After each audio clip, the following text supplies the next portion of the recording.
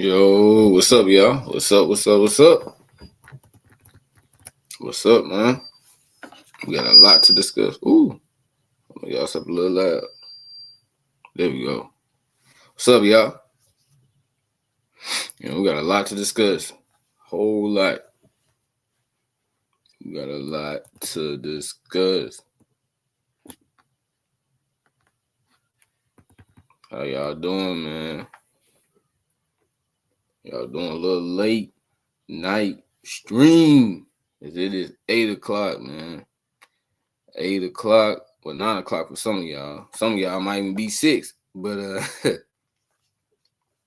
what's up, man? Welcome back to the llve Sports Podcast. I'm your host, Isaiah, and we are live.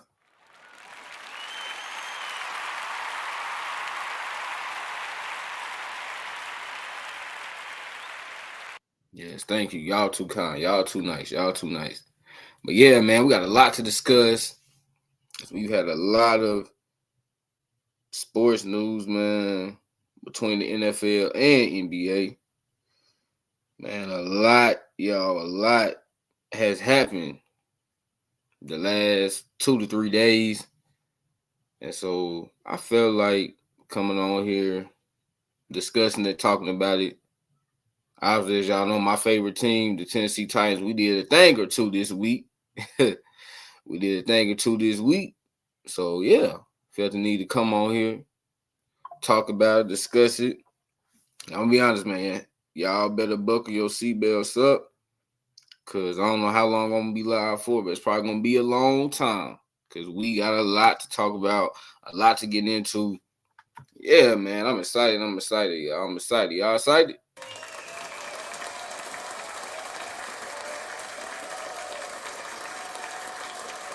Yes, thank you.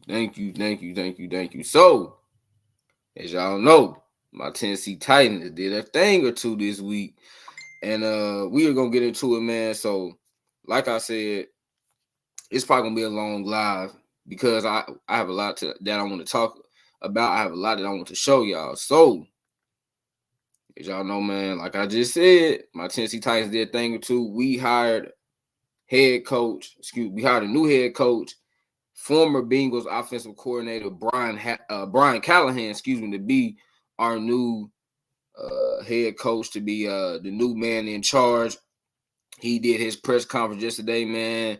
Y'all, I want us to listen to it. It's 45 minutes long. Now, I don't know if we're going to listen to the entire thing because it's 45 minutes long, but I definitely want us to listen to maybe a good 15 to 20 minutes of it. So, without further ado, let's get into it.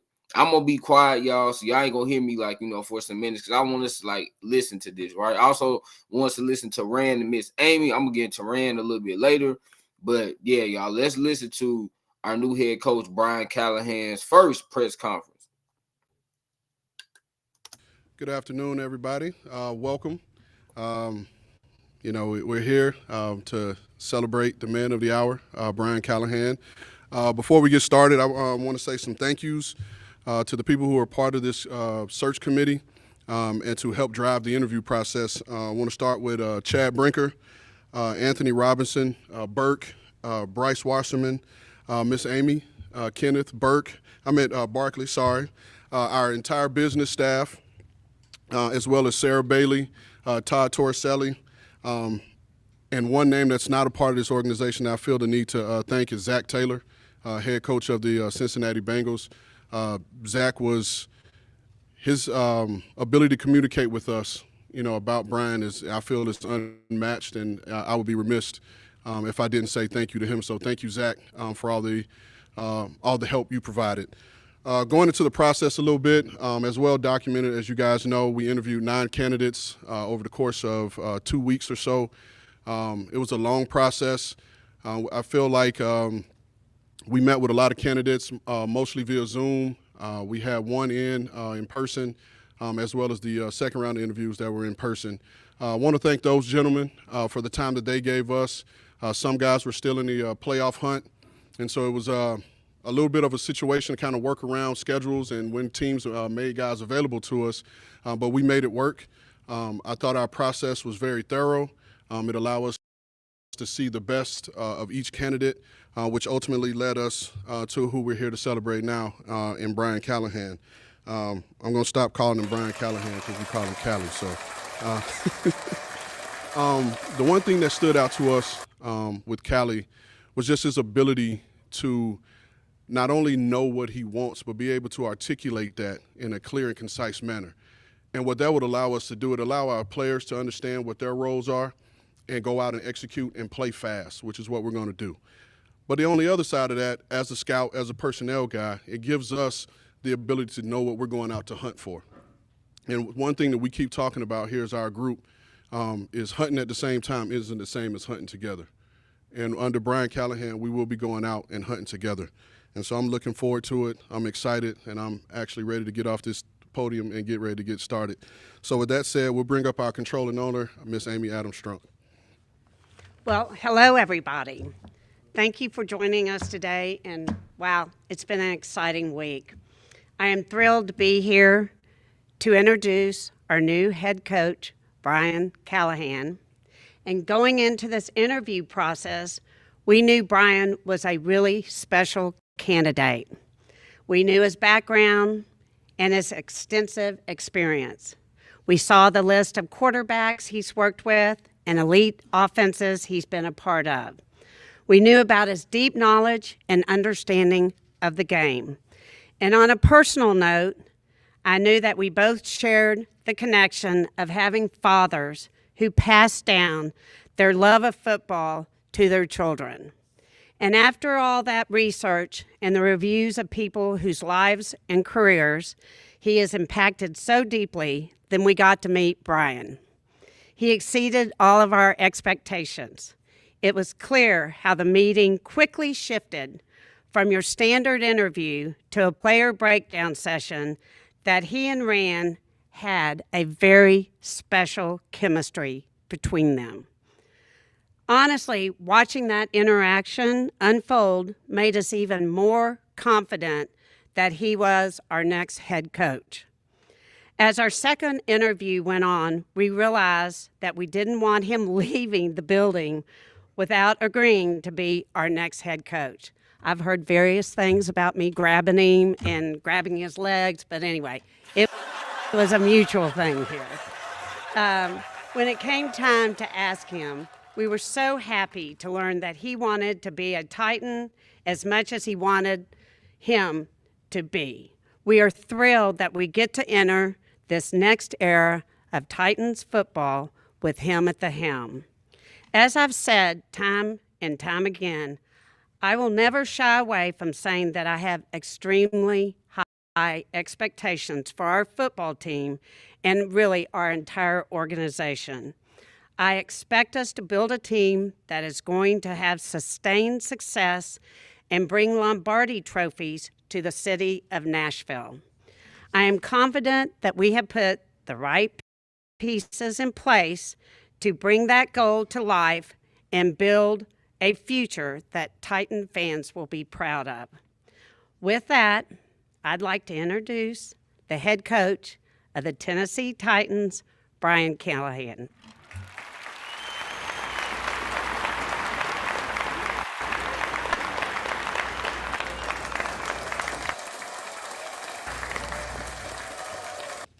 This is a pretty surreal moment for me. I need to fix this for you. Is that good? You don't get to these places in front of rooms like this with incredible people sitting here watching this without a lot of help along the way. And so I want to make sure that I point out the people that have done that. And most importantly, you're going to have to bear with me because it might be a little more difficult than I thought it was before I got up here. This really is a lifelong dream of mine to be standing at this podium in front of everybody here. To be a head coach at the highest level, to be this franchise's head coach is a great responsibility and an incredible honor. I'm excited to put in the work and hard work necessary for us to be able to have the success that we all envision. There's great things about Nashville, and there's great things about the Tennessee Titans, and part of my job is to make sure that we bring all those things to life. I'd like to thank first and foremost Amy, Kenneth, and Barclay for giving me this opportunity to run this historic franchise in partnership with you. Again, it's an incredible responsibility that I do not take lightly, and it's one that I'm deeply appreciative for. From the moment of our first Zoom meeting, I felt an unbelievable connection to the people in the room, and that was, as Rand mentioned, Anthony Robertson, Chad Brinker, Rand Carthon was in there, Burke was in there, Bryce was in there. Just the connection from the get-go was incredible. And I knew that it was going to be a place that I wanted to call home. It felt like that from the very beginning. I'm thankful that they felt the same way. I was about to make an impassioned plea to Rand as our meeting was concluding on Monday evening, and it turns out I didn't have to do that. They wanted me about exactly the same way that I wanted them, and that everything felt right. The relationships felt right. The energy felt right. And when I was walking around the building, and we had opportunities to meet people from different parts of the organization, it was an incredible feeling. It felt like a family. I've been fortunate to be a part of an incredible organization in Cincinnati that felt very similar, and it was comfortable to me to feel that. There's unbelievable people here. I haven't met all of them, and I can't wait to meet everybody that works in this organization. But man, if you guys could feel the way I felt after that first Zoom meeting, I was about to call Rand and be like, all right, man, let's get it done. I don't care what anybody, you can talk to whoever you want to, but I want it done now.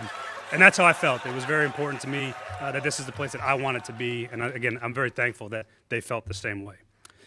I do want to point out, really most importantly, though, that there was an instant connection with Rand and I. And we see building a team, we see the culture of the building the same. And that's an important part of this entire process. His energy and passion for the Tennessee Titans made me believe in him. And that's what made me want to be here, standing in this room. And I'm, again, thankful that I get to be here because a lot of that is because of what Rand presented as we started this process. He's an excellent communicator, and he's an outstanding person. He's earned my respect immediately, and Rand, I can't wait to get going. I do want everyone to know that this has felt like a family to me from the start, and that's one of the most important things to me is my family. And so when you talk about that, there's a quote from Jurgen Klopp. I didn't want to just rip it off and present it as my own, but he had said it at one point. He's a soccer coach at Liverpool. He said, when you agree on a common idea and work towards it together, you can create something very special. And that's what I believe in. That's what we'll do here. That to me is what this is all about, and there is no ability to have success without those principles. All right, I would like to thank the Cincinnati Bengals organization. Mike Brown, who is probably one of the greatest men that I've ever met.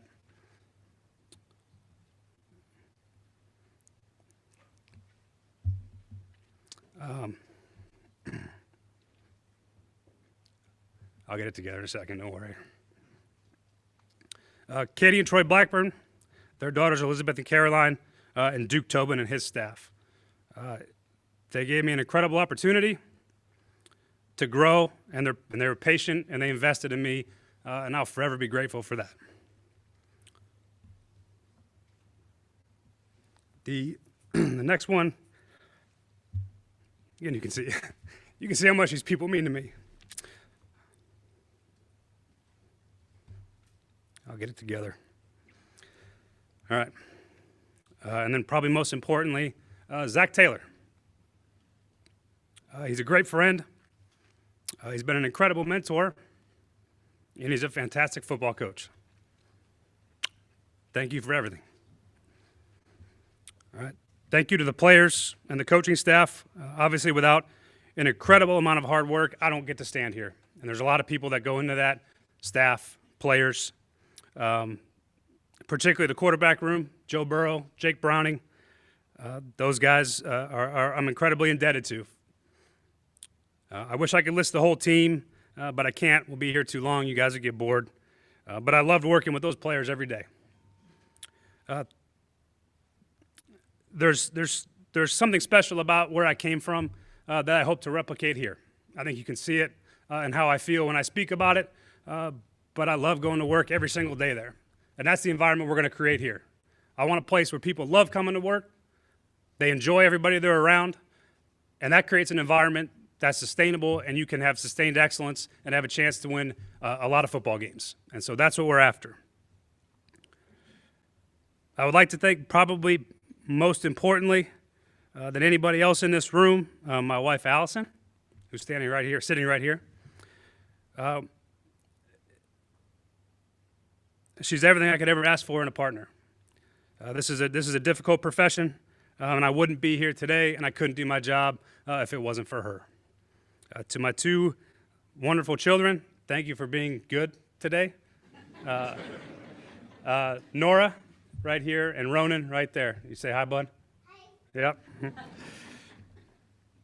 All right, and there's a lot of people that I don't get to say here that have invested in my career and invested in me that are hugely important into me getting to this point in my career. But I apologize, I can't list everybody again, but thank you to everybody who's ever invested in me, who spent time with me, who's helped me grow. I'm very appreciative for all that time and effort.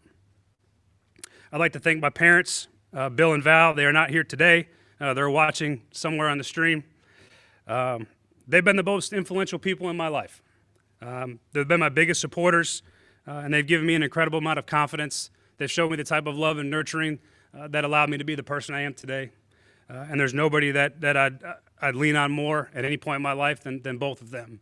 They've been the single most greatest influence I've ever had. And thank you for the love and support. Just a couple people in my family I'd like to point out. My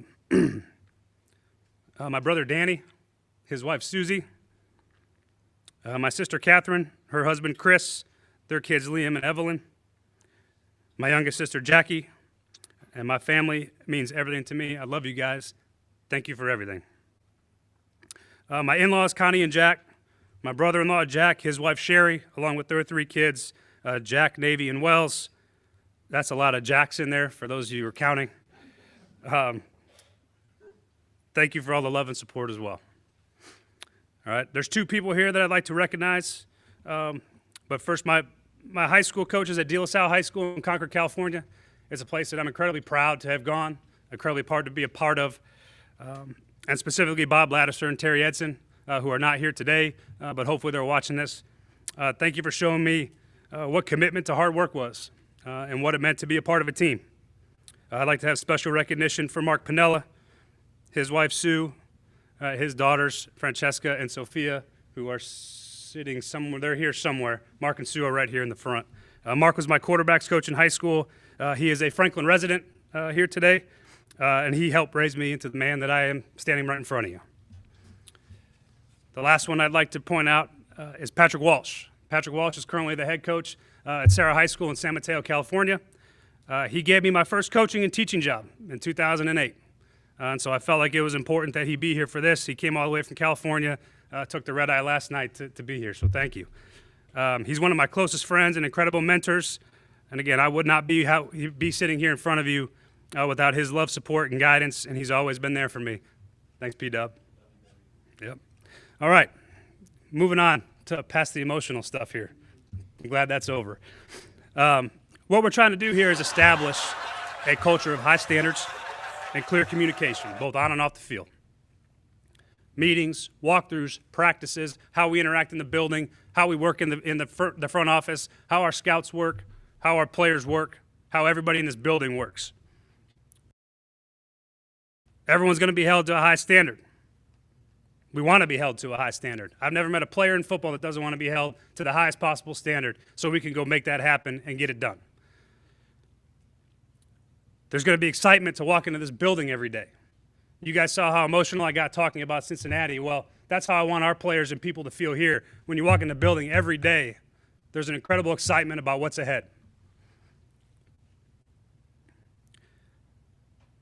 Anybody who deals with our players, the expectation is to bring great energy, have great experience, and have great expertise. We want everyone who affects them to be able to have that enthusiasm and our shared vision. We're going to be a connected football team. We're going to be a connected organization. I believe in it. If you don't have a connection, it's really hard to do anything of worthwhile. The business of this sport really is all about people and relationships, and so if we don't have any sort of connection, there's really no point in us doing our jobs the way we do it. This is what makes it fun. This is what I enjoy the most, is being able to be connected with the people that I work with every single day. All right? Everyone wants to be a part of something bigger than themselves. That's what makes this sport special. That's what makes sports in general special.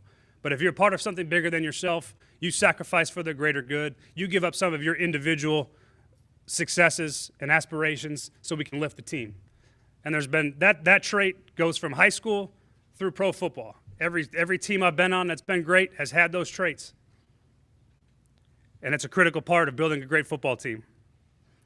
Being a great teammate, playing hard for each other, helping everyone around them accomplish a greater goal is the principles of what this program will be built on. Those are the things that we're ready to accomplish as a football team, as an organization. I cannot wait to get started.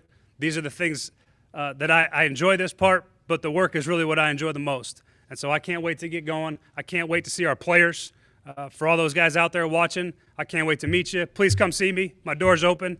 I can't wait to start building our relationship so we can go win a bunch of football games and have a lot of success. The last thing I'll say is that really to the Titans fans, the city of Nashville, and the great state of Tennessee, all right, we're going to need your incredible support.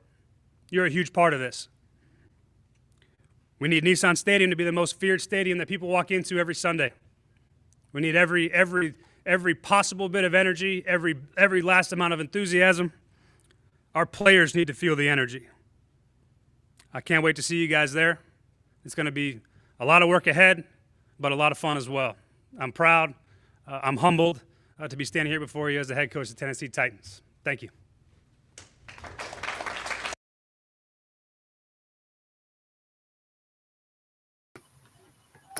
All right, man. What y'all just heard was Brian Callahan's first press conference. And, man, y'all, I got to say, I'm very impressed. I'm about ready to run through a brick wall for this dude, man. I mean, the passion that he had in his first press conference, y'all. I never saw Mike had this kind of passion. You know, Mike would give you those just basic, generic, boring answers, those basic, generic, boring comments.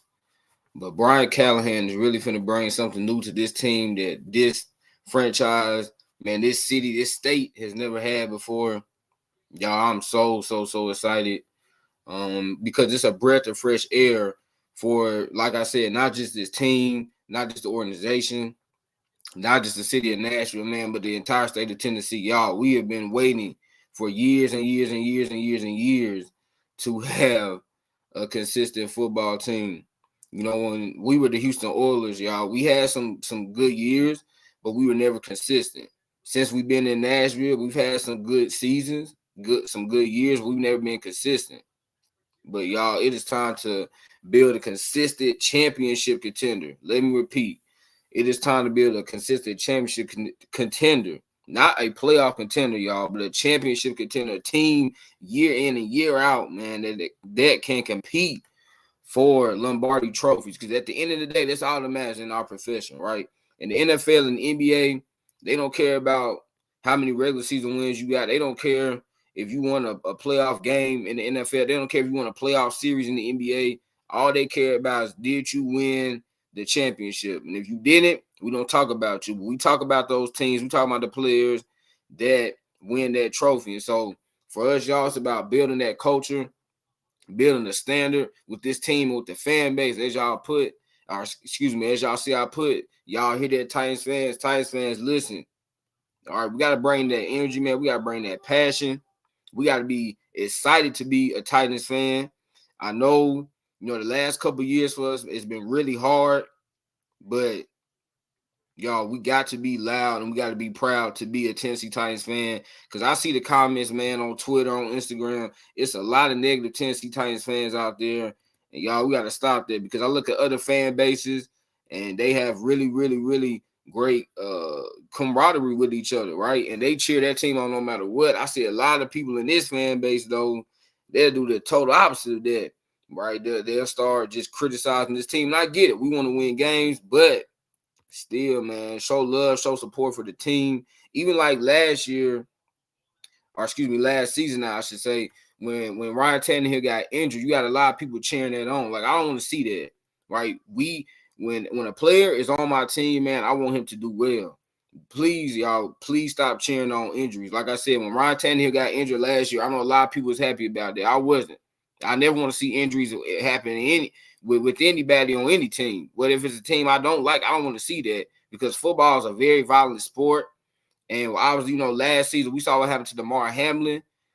That can happen to anybody. And so we cannot do stuff like that, Titans fans. We got to stick together, man. We got to be loud. We got to be proud. We got to be excited to be Titans fans. And yes, we got to hold our team to a high standard, but at the same time, we got to cheer the guys on us on our team. We have to cheer these coaches on, man, because, y'all, our goal is like theirs. They want to host parades in downtown Nashville. We want to go to parades in downtown Nashville, right? I'm ready to have that feeling, y'all. Like, seriously, I'm really ready to have that feeling. And I think Brian Callahan is the right man for the job.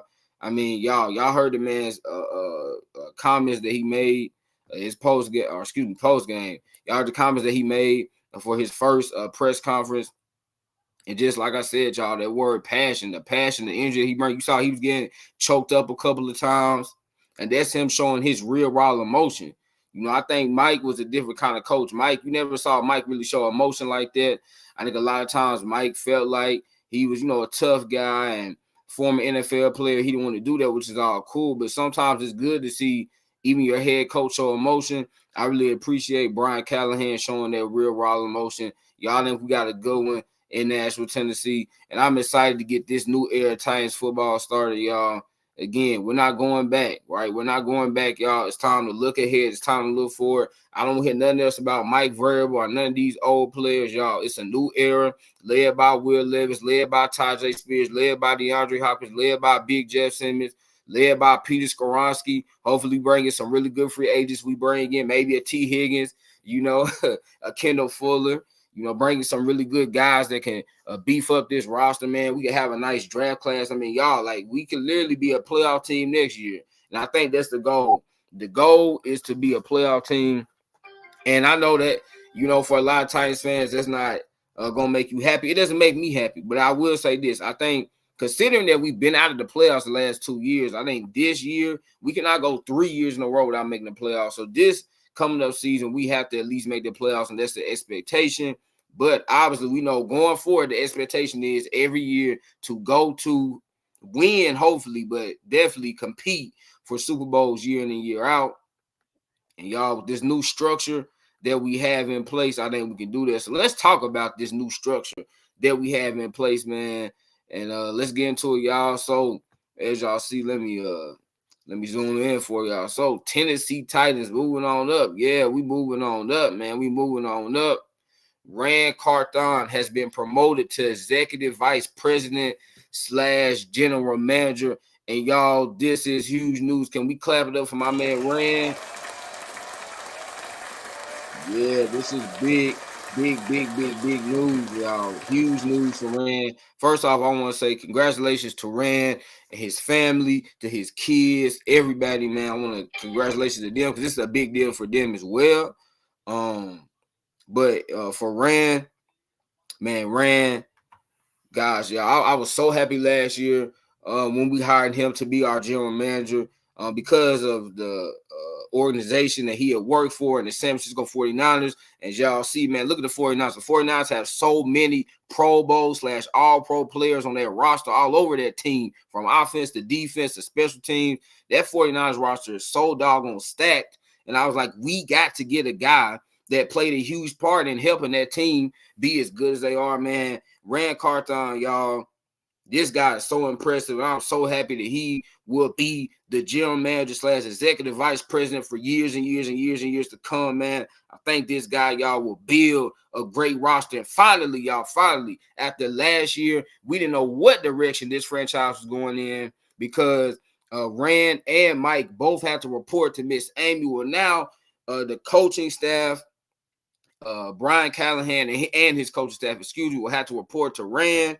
And y'all, we finally got structure in place, right? We finally have structure in place. We know who's doing what. And with this move, y'all, as y'all can see, let's talk about it. He will have final say on the roster, team activities, drafting free agency acquisitions, and the coaching staff ran with a plan, y'all.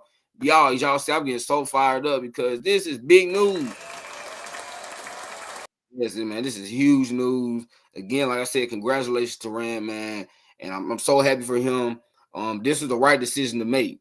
You're talking about Rand is a guy that when he's with the 49ers, man, y'all, they had, I mean, you look at their running back, not Christian McCaffrey, but their other running back, Elijah Mitchell. Elijah Mitchell was a late round pick, and look at the success that he's had. You know who had a big hand in drafting him? Was Rand Carthon. Like, look at other guys they brought on that team, man. Dre Greenlaw, Fred Warner, Talanoa Hufanga. Like, the 49ers, that team is just so littered with great players, and Rand Carthon had a lot to do with that.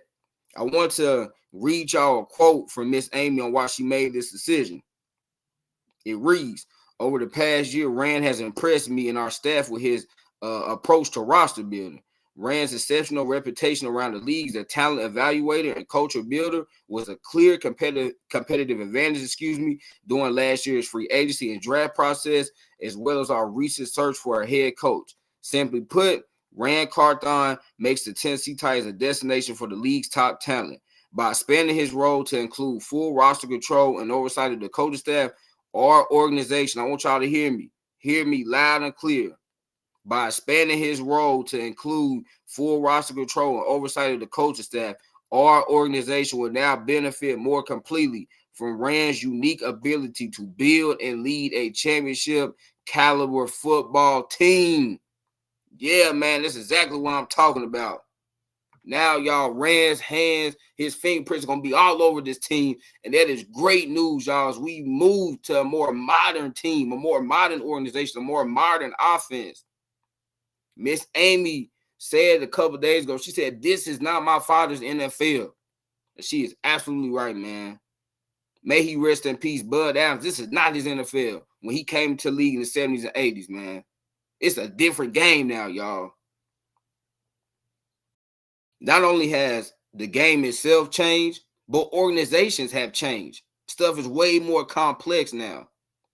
But the last few years, y'all, we have really been behind the 8 ball when it comes to that stuff.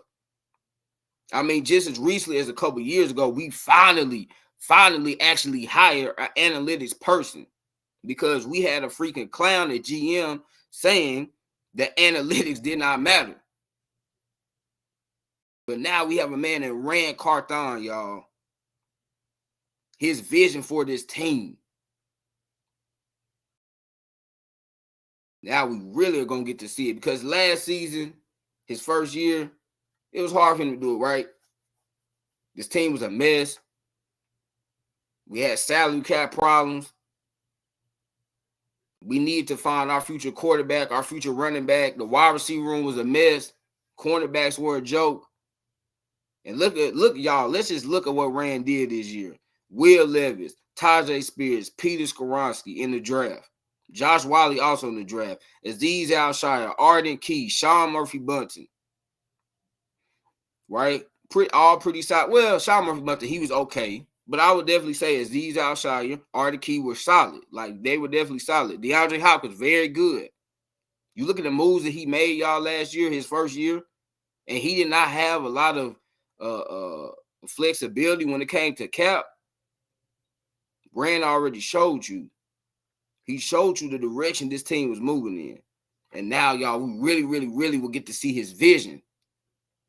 Because Rand Carthon has final say basically when it comes to everything. And this is amazing news. Y'all see the picture of Rand, man. He's smiling right there. He definitely should be smiling. I'm smiling. Us as a Titans fans, we should be smiling. Because, y'all, we got the head coach in place. And now we got the GM/executive vice president in place. And again, his fingerprints, man, will be all over this team. This team is going to look like the way he wants it to look like. It's not going to feel like he's not able to make the decisions on his own because now he can.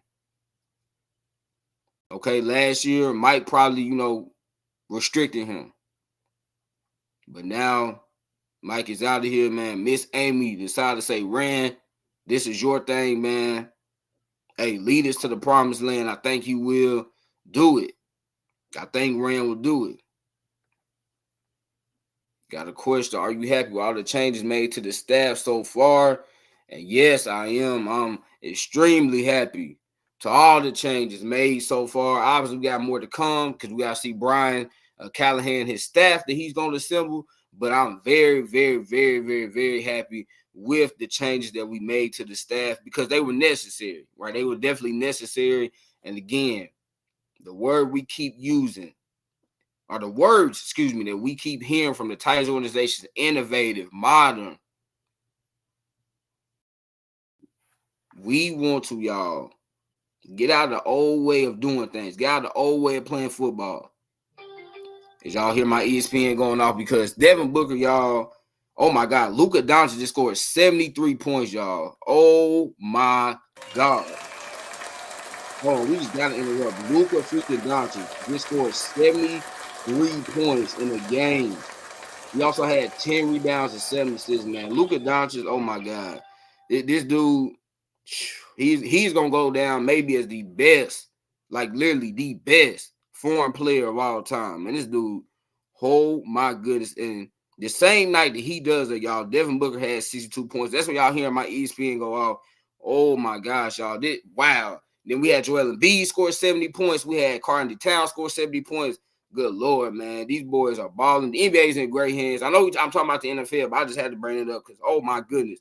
So, congratulations, Luka Doncic, y'all. 73 points. Oh, my God. And he still had 7 assists, y'all. He almost had triple-double. Think about that. Almost a 70-point triple-double. Absolutely insane.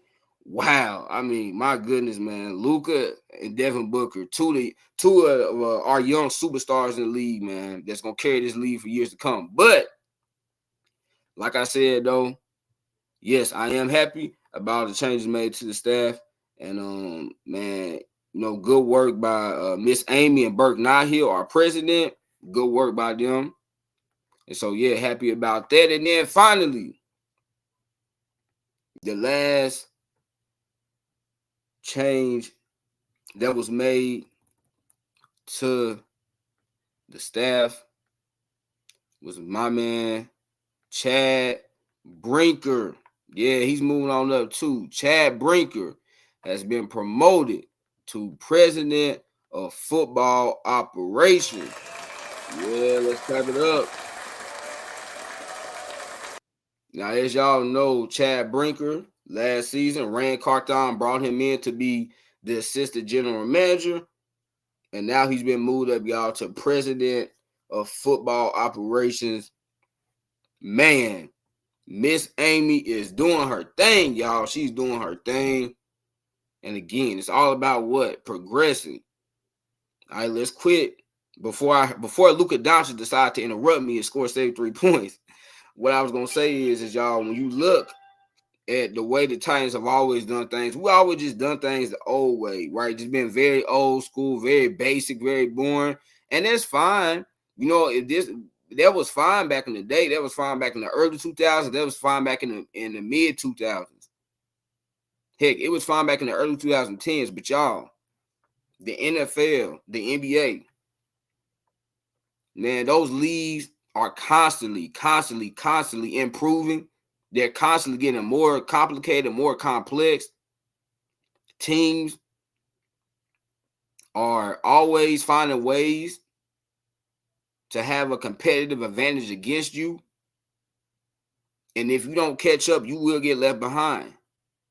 And what you seen, y'all, from the Titans, like even when we were winning, like let's be honest, y'all, even when we were winning, like, in 2020 and 2021 and stuff like that, we still knew we were behind.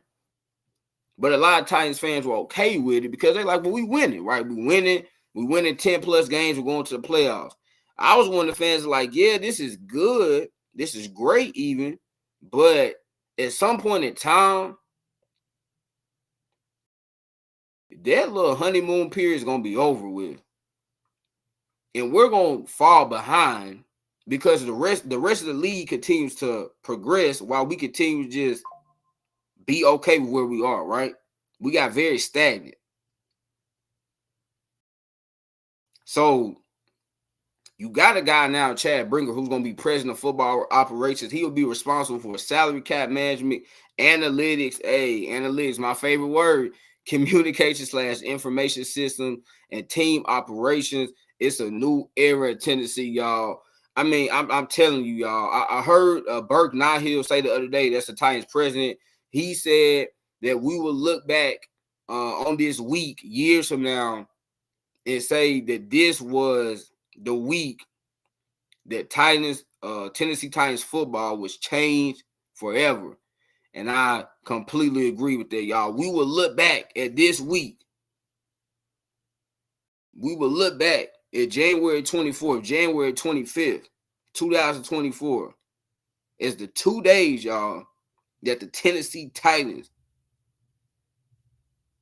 became an elite organization from top to bottom.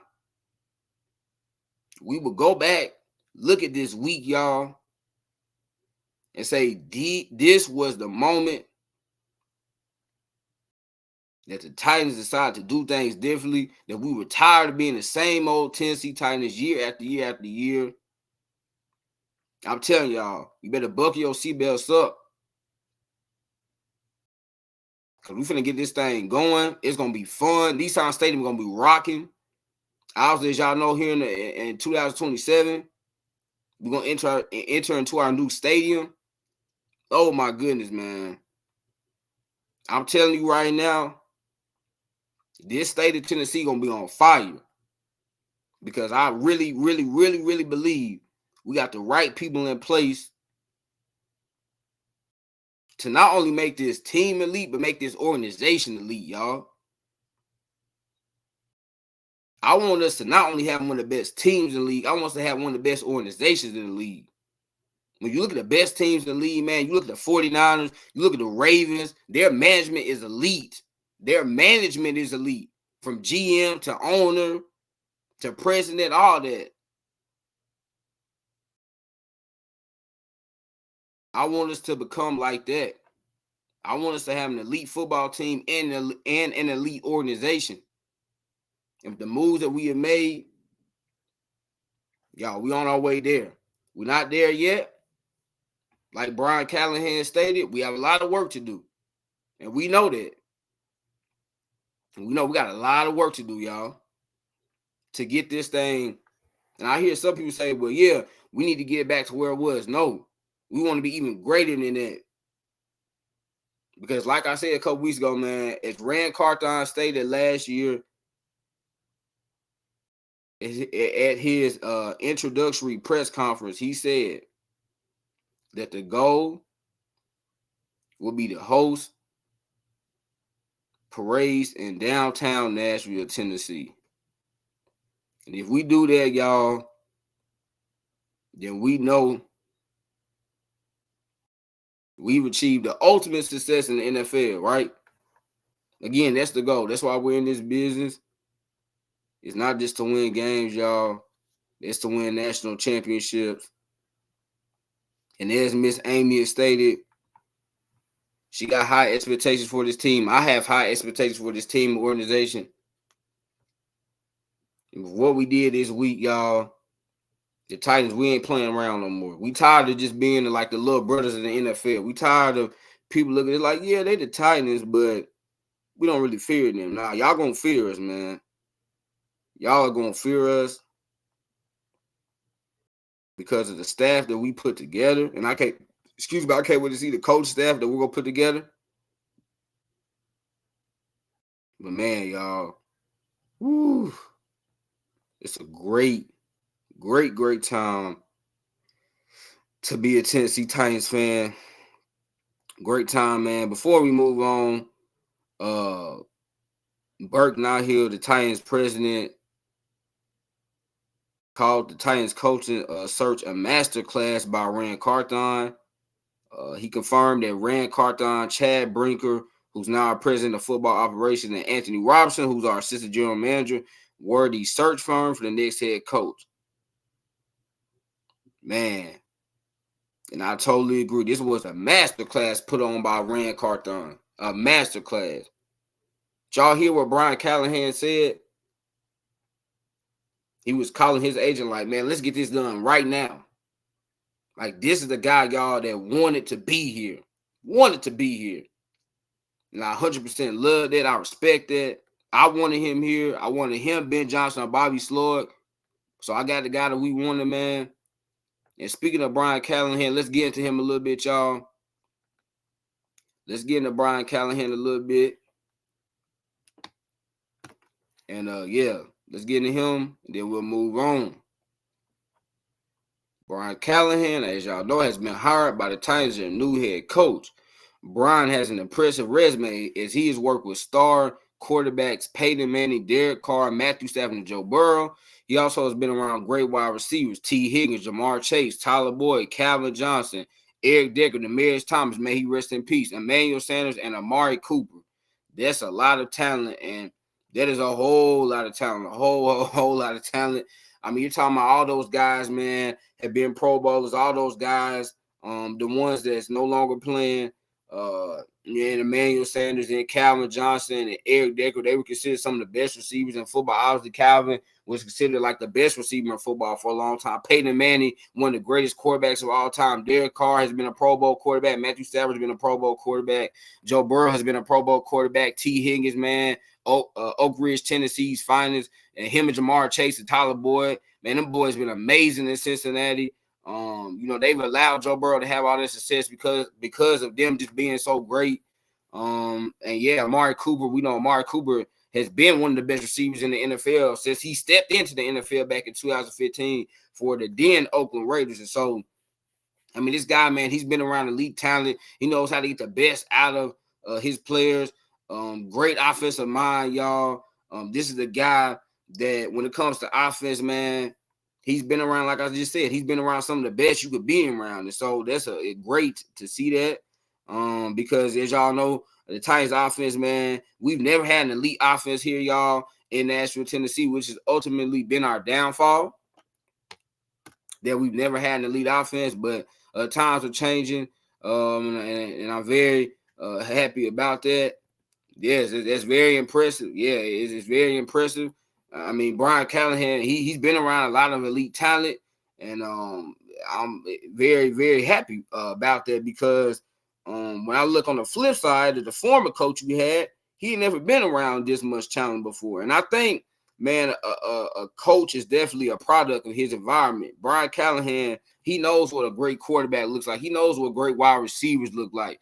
Obviously, as y'all know, the Titans fans, we're not used to great quarterbacks, Really, let's be honest. We're not used to great wide receivers. Well, oh, wait, we had a great wide receiver, A.J. Brown, but our darn former GM, okay, I ain't finna get in that. But anyway, as y'all know, Titans fans, we're not used to this. We're not, because we've never had a prolific offense. But I'm so happy, y'all, that we're finally going to have a fast offense, going to have a lot of speed, man, going to have a lot of versatility, going to be dynamic, going to be explosive, going to have playmakers. Y'all, I'm so happy. I'm so longer the days y'all are scoring 14 points, scoring 16 points, scoring 17 points with Mike Vrabel. I don't want to see that no more, right? And, of course, with any head coach, you're going to have some games where it is going to be low scoring, right? Because you could be going against the 49ers defense. You could be going against the Ravens defense, and they have success. You could be going against the Chiefs defense, right? And they have success on you.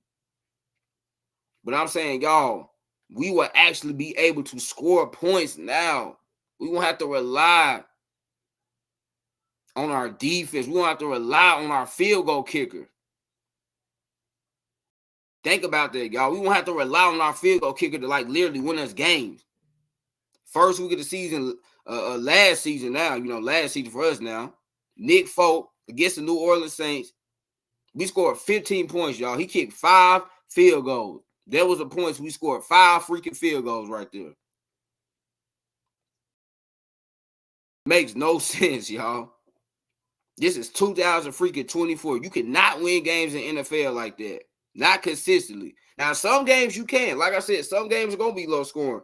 But every game, you could not score 14 points, 16 points, 18 points, 21 points. And when at some point, man, you got to score 30, you got to score 35, 36, 41 even, right? Sometimes you got to win games like that.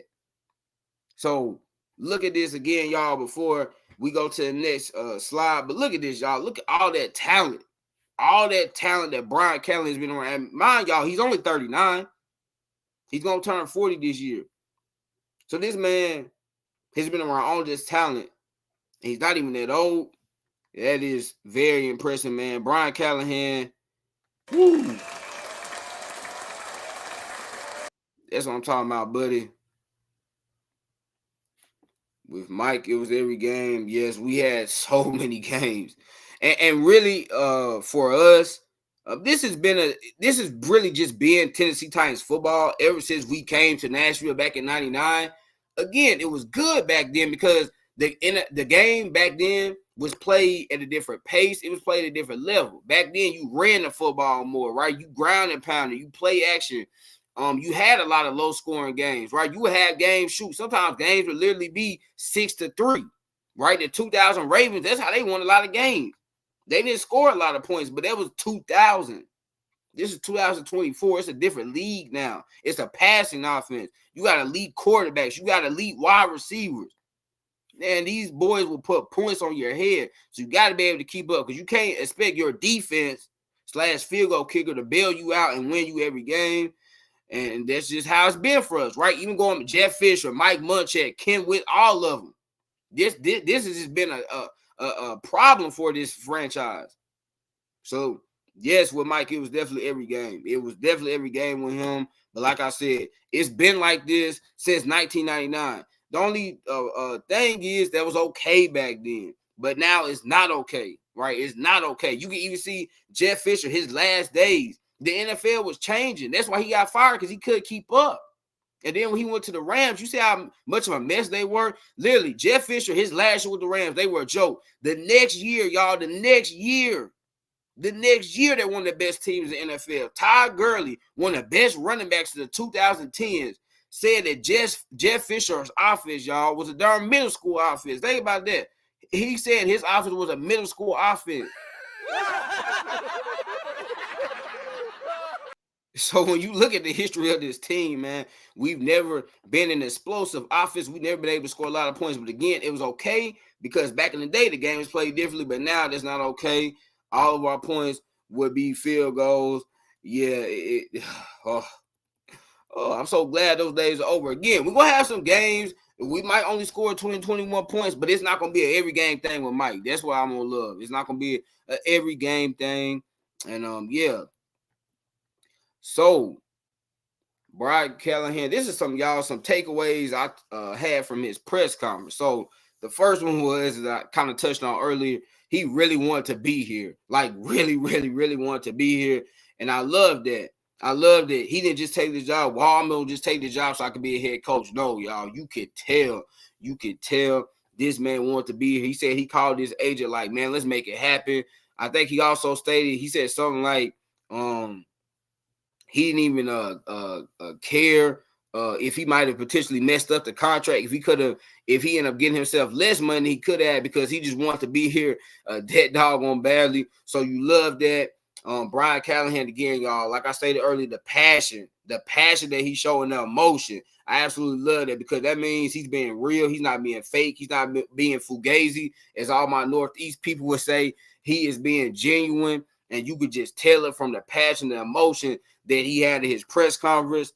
The next thing that I took away from it, y'all, was he stated that he already has talked to Will Levis and wants to develop his skills. I love this, right? As y'all know, man, as we all know, Will Levis, is our boy. He's the guy that we want to continue to develop. Like Rand said a couple weeks ago, man, we saw what it looked like, and it looked pretty darn good. And we know, like, hey, this is a guy that we confidently feel like can lead our team. We got to put pieces around it, right? We got to build this roster up. But we could already see, like, okay, it's something to this, and he has a lot of potential. So I love that Brian Callahan stated that he's already spoke to Will Levis, and he said he wants to develop his skills. Again, Brian Callahan, man, he's a quarterback guru. He's been around Peyton Manning, Derek Carr, Matt Stafford. He's been a lot of Joe Burrow. He's been around a lot of elite guys. Obviously, they all bring something different to the table, but he's been around a lot of elite guys. So I love Brian Callahan saying that. He also stated, y'all, that he will be the offensive play caller. This is not a surprise to me, because you think when he was in Cincinnati, and I know he did not technically he did not call the plays, but even though he did not call the plays, y'all, Zach Taylor stated on multiple occasions that him and Brian throughout the week would communicate on plays. So even though on Sundays he was not calling the plays, he kind of was, right. He was helping Zach Taylor throughout the week to pick the plays for that upcoming game. So he has a lot of experience doing that, man. I'm not worried about that at all. He's an amazing football mind. I'm kind of already skipping ahead, but he's a great football mind, man. Like I said, he's a quarterback guru. And look at the guy. I mean, look at the team he's coming from, y'all. Look at it. Joe Burrow, Joe Mixon, T. Higgins, Jamar Chase, Tyler Boyd. I mean, Samaje Perine. He's coming from a team that had a lot of weapons, that pushed the ball down the field, right? That threw the ball during it every play. Speaking of that, as y'all see, I put this in bold. Wants to throw the ball first, then run when we have to. Y'all, finally, can you say it with me? Finally. Oh, finally. We will be a pass-first offense. I mean, I would say the NFL has been a pass-first offense, or pass-first league, I should say, probably since about 2014, I would say. And obviously, what the Broncos did when they got Peyton Manning, like in 2012, 2013. But I would say really probably since about 2014, 15, the NFL has been a passing league. As you see, the last like 8 Super Bowl winners, y'all, their starting running back made like $1 million. Like, he made $1 million. It was either like a undrafted guy or it was a late round pick. Right? And I say that to say this, y'all. Y'all know the one thing that the Titans are definitely known for is running football. We had amazing running backs throughout the history, man. Earl Campbell, Eddie George, even had other good guys like Lindell White, obviously CJ2K, man, Derrick Henry, DeMarco Murray. Like, this team, this franchise has been known for what? For running the football. Even Lorenzo Neal, when he was our fullback back in the day, he even run it sometimes. But y'all, it's a new day, and I'm happy about it. Finally, we will be a passing team, a passing offense. We will throw the football down the field, right? Which means what, y'all? Rand is probably going to go out and acquire receivers that are fast, that are speedy, that are shifty, that can get downfield, right? Finally, y'all, we will have a passing team. No, so long, y'all, are the days of, oh, well, if a receiver could not block Josh Reynolds, then you won't be on the team. Or if you can't play special teams, Khalif Raymond / Josh Reynolds as well, you won't be on the team. And why do I bring up Josh Reynolds and Khalif Raymond? Well, both of them having to play on the Detroit Lions, and on Sunday, y'all, this coming up Sunday, they will be playing to go to the Super Bowl. So, yeah, and Josh Reynolds actually scored a touchdown last week. So, yeah, thank you, Mike. We could have had Josh Reynolds on this free team. Josh Reynolds is a solid wide receiver. He's not great, but he's definitely better than what we got. I tell you right, DeAndre Hopkins and Josh Reynolds is a whole lot better than DeAndre Hopkins and Nick Westbrook and Keenan or Chris Moore, whoever, or Traylon Burks, a whole lot better. Josh Reynolds should still be on this team, but no. He barely even got to play for y'all. We signed Josh Reynolds in 2021 after we decided to let go of Corey Davis. Y'all obviously know we made a huge trade that summer for Julio Jones. Okay, great. Right? And we all thought, I thought this, that Josh Reynolds was going to be our number 3 wide receiver. That was going to be AJ, Julio, then him. We were like, okay, man, yeah, we like this. What happened, y'all? he basically fell out of favor with Mike and the coaching staff before he can even do anything. Why? Because Josh Reynolds can't play on special teams, and this team values special teams and all this stuff. All that's done, man. Finally, y'all, we're going to be a passing offense. We're going to be able to throw the football down the field. We're going to be explosive. We're going to be fun. We're going to be exciting and scoring points. So I love that Brian Callahan said that we want to throw the ball first, then run when we have to. Not be the opposite, Mike Vrabel. We got to run to set up our pass. No, forget that. We throwing that thing. Then we can run it when we got to. In some games, we might run it more than we throw it, depending on the kind of game that it is. And I also love, man, that Brian Callahan, he did say that he's willing to adjust depending on the kind of game that we're in. And I love that because Mike and his coaching staff were not willing to do that. They came to on offense, it was this. Hey, we're going to establish the run, then we'll throw. No matter what kind of game it was. That was the goal. Whether we played against Patrick Mahomes or whether we played against Zach Wilson, right? Somebody like that. It didn't matter. That was our goal. Now, obviously, y'all know the better quarterbacks and the better offenses that you play, you gotta throw the football more to try to throw the football more, try to keep up with them, right?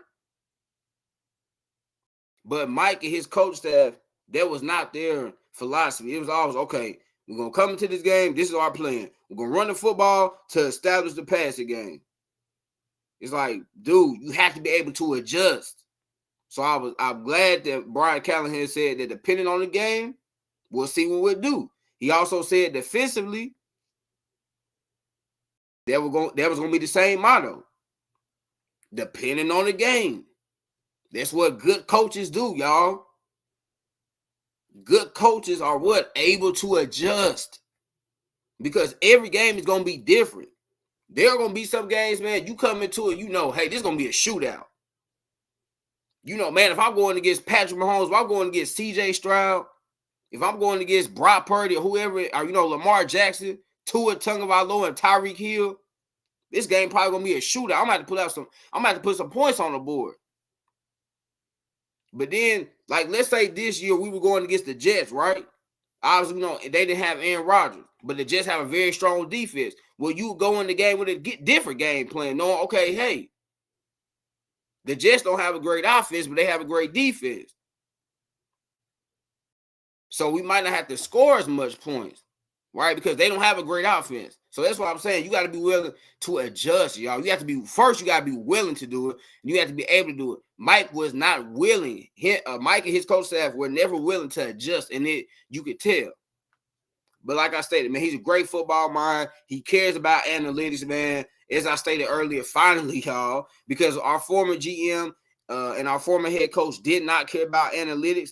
They felt like, hey, I am the analytics, right? I don't need to look at analytics. All we need to do is watch the tape. But, okay, sometimes, y'all, you got to do more than watch the tape. The numbers. You got to look at athletic scores, right? You got to look at combine, stuff like that. But we never wanted to do that because we feel like we were above that. We feel like we didn't need to do that. I'm Mike Vrabel. I'm John Robinson. I don't need to do that. I know what I'm doing. But analytics are a big part of the game. Again, this is 2024. Analytics are a huge part of the game. You have to be willing to adapt. You got to be willing to adjust. This is not 1990 anymore, Mike Vrabel. You got to be willing to adapt and adjust. And lastly, about Brian Callahan, man, the last thing I took away from his press conference, he's a forward thinker, right? What I mean by that is, in terms of being a forward thinker, y'all, he's all about making the game easier for his players. He's all about designing plays, designing schemes for his players. He's about doing what it takes to win the game, putting his ego aside, all stuff that Mike Vrabel did not do. I think a lot of times, y'all, Mike, his ego got in the way. And it messed him up. But Brian Callahan, again, like I said, he's a forward thinker, y'all. Just listen to him. Okay, this is a guy that he realizes what it takes to win in today's NFL. In today's NFL. Let me repeat. He knows what it takes to win in today's NFL, y'all. Okay? In today's NFL. So, yeah, man, that was there y'all have it, man. That is my kind of spiel about Brian Callahan becoming the Titans head coach. Rand Carthon being promoted to executive vice president, Chad Brinker being promoted to president of football operations. Like I said, y'all, the Titans are in great hands. So very, very, very excited about where this franchise is headed, where it's going. Like I said, Titans fans, y'all better get excited. If y'all on this side, you better get excited because we're gonna look back one day and say this was the day, this was the week that changed everything. This is the week that we became an innovative team, innovative organization. And I can't wait, y'all, to see all the ways this team is gonna continue to improve because I know it's a lot, y'all. A lot of great things are coming. Obviously, as y'all know, man, we got the NFL Combine starting next month. I think it starts February 27th. Then after that, we got the draft starting in March. We got the new league year on March 13th, I believe. Then we got the draft in April. So it's a lot of things, y'all. There's a lot of key moves that need to be made in terms of trades, in terms of cuts, in terms of signings, acquisitions. So we got a lot of work ahead of us, but very exciting. And like I said, y'all, this stuff is right around the corner now. We at the end of January now. So you talking about we're just literally like 4 weeks away to the NFL Combine. And we, not that far off from NFL free agency in the new league year. So it's time to get to work, man. Y'all, I'm super, super, super excited about what we building next year. Oh, got a question. What do you think we could improve on? Well, when it comes to roster wise, obviously, I stated this before, but offensive line first, because we got to be able to protect Wheeler, and we got to be able to open up running lanes for Tajay. So offensive line first, particularly tackle. Right tackle, left tackle, center. Because Aaron Brewer, I think Aaron Brewer is a good guy. I think he's a nice guy from what I know about him, from what I've heard about him, from what people have told me about him. Aaron Brewer's like a nice dude. I've heard people told me, how nice he's been to them when they've seen him in Nashville, walking down the street or whatever. So Aaron Brewer's like a really good guy. But Aaron Brewer's just too small to play center. He's too small to play O-line in the NFL. So left tackle, right tackle, center. Obviously, we need way more help. We need more playmakers on offense. We only got D-Hop.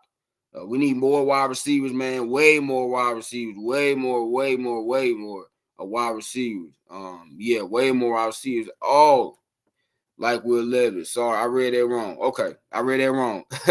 Like Will Levis. I read that wrong. But no, that is team. Those are stuff we need to improve on. But Will, I just think for him, it's just, man, continue to study. Continue to, well, first and foremost, him and Brian Callahan, obviously, and whoever is going to be on the offensive, whoever's going to be on the offensive side of things when it comes to the coaching staff, building a relationship / rapport with them first, learning this offense, and then just studying it, staying in the playbook, and then just improving really just on maybe his decision making when it comes to knowing when. First off, I think Will just needs to, and some of that too. He's young, right? Young rookie, and this offensive line stinks. But learning when to slide one. I would say I would say he also, and I don't know, just something he needs to improve on, just something I think he'll get, but he just needs to learn. Like, I think sometimes like we saw in the Falcons game, right? We saw in the Falcons game, like him and D-Hop, they found each other twice, right? For big, long touchdowns. But then you notice, like, I remember when we was playing the Panthers and D-Hop had gotten open, like on a little, like a deep post route. And I think Will, like, he kind of hesitated, right? So I think for him, it's like, I think Will has to know when to, he just has to learn. Again, I don't think it's something he has to improve on per se, but I just think he'll learn, and he has to learn when to take shots and when not to, right? And sometimes it's okay to take shots. You got a strong arm. God blessed you with a strong arm. Like, throw that thing down the field sometimes. So I think he'll learn that again. Like, hey, sometimes it's okay to take that shot, right? Sometimes it's not, but sometimes it is. And it's just small things like that. Again, just him building a rapport with Brian Callahan and the rest of the offensive coaches that whoever that they are going to be, and then just studying the playbook, man, learning it.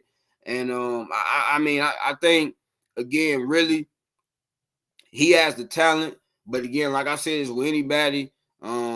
No, I don't care who you are. As I stated before on this chat, I don't care if you're Aaron Rodgers. I don't care if you're Joe Montana. I don't care if you're Randall Cunningham, whoever the heck you are, Patrick Mahomes, Russell Wilson, whoever, right? Those guys will not be who they are without having great pieces around them. That's just how it is. The NFL, teams win games, right? Teams win games. Let me repeat. There's a game on Sunday that's coming on. And let me just repeat, if that said team, I ain't going to say the team name, but y'all probably know what I'm talking about. If that team loses, it would be because they lost to a better team. Okay, let me put emphasis on that. Teams win games. It's like with the NBA. Teams win games. Because so many times when my favorite player of all time, LeBron James, will run to the Golden State Warriors, people kept saying, well, why can't LeBron beat him? He's one of the greatest ever. But it's like, man, look at who they got. They got Kevin Durant. They got Steph Curry, Klay Thompson, 3 future Hall of Famers. They got a Hall of Fame head coach, right? Like, it's hard to go up against that if you ain't got nobody else to come along on the ride with you, right? So again, teams win games and teams win championships. And I think once we build a great team around Will, especially offensively, man, when he gets those weapons, like we find him a fast, speedy wide receiver that can get down the field.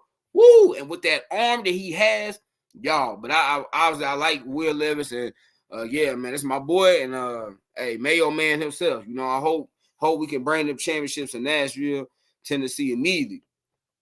The team needs to improve too. Yeah, we got a lot of needs. We got a lot of needs on this team that hopefully will be addressed. Where do you see Malik as far as the Titans' future? I don't think he'll be on this team. I think he'll probably get cut. I mean, I unless the team is willing to give up like a 6 or 7 round draft pick, which I don't see that being the case. So I think Malik will be cut. And I do think the Titans will sign a veteran quarterback. Y'all, I really want Gardner Minshew to be our backup quarterback. I'm going to be honest with y'all. I really do. But it's going to be a tough market because as y'all saw this year, there's a lot of injuries to quarterbacks. So it's going to be a tough market. But man, I would love if we had Gardner Minshew to be our backup quarterback. Man, I love you some Gardner Minshew. This dude has constantly killed the Titans. Like, I remember in 2020 we played them, man. He threw like 335 yards to get. So I'm like, golly, who's this dude this long here, man? He shredded us up. So, yeah, I don't think Malik will be on this team. But when it comes to quarterback, I want Gardner Minshew to be the backup. But, yeah, that's personally what I want. So, man, that's enough about my Tennessee Titans. I think we talked about my Titans enough for a night. Let's get into y'all, which this was announced last night. For those y'all that didn't know, man. But let's get into some NBA news. So, y'all, last night, the NBA, let me put it in full screen for y'all. The NBA All-Star starters were announced. And y'all, we got to get into it. So, here are your 2024 Eastern Conference All-Star starters. You got Tyrese Halliburton, point guard the Indiana Pacers. You have Damian Lillard at the other guard spot of the Milwaukee Bucks. Jason Tatum at small forward, the Boston Celtics. Giannis Antetokounmpo, forward for the Milwaukee Bucks. And you have Joel Embiid, man, Big JoJo himself, center of the Philadelphia 76ers. Now, I will be honest with y'all. I was surprised by one guy that was a starter because I thought he would come off the bench, and that is Mr. Damian Lillard, man.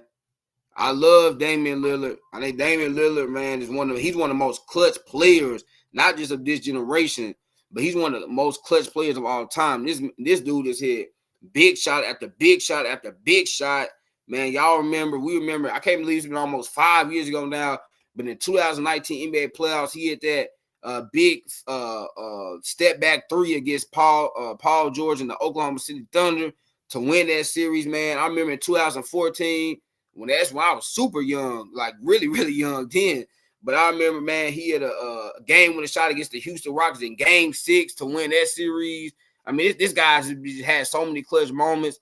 But this year, there's a point guard up in New York, man, by the name of Jalen Brunson, who I think has definitely outplayed Damian Lillard this year. Again, I would have had Dame come off the bench, but I think Jalen Brunson, you talking about Jalen Brunson had a 50-point game, man. He has had multiple 40-point games. He has the Knicks fourth in the conference. I mean, Jalen Brunson, talk about an addition last year by the New York Knicks. A lot of people thought that he got overpaid.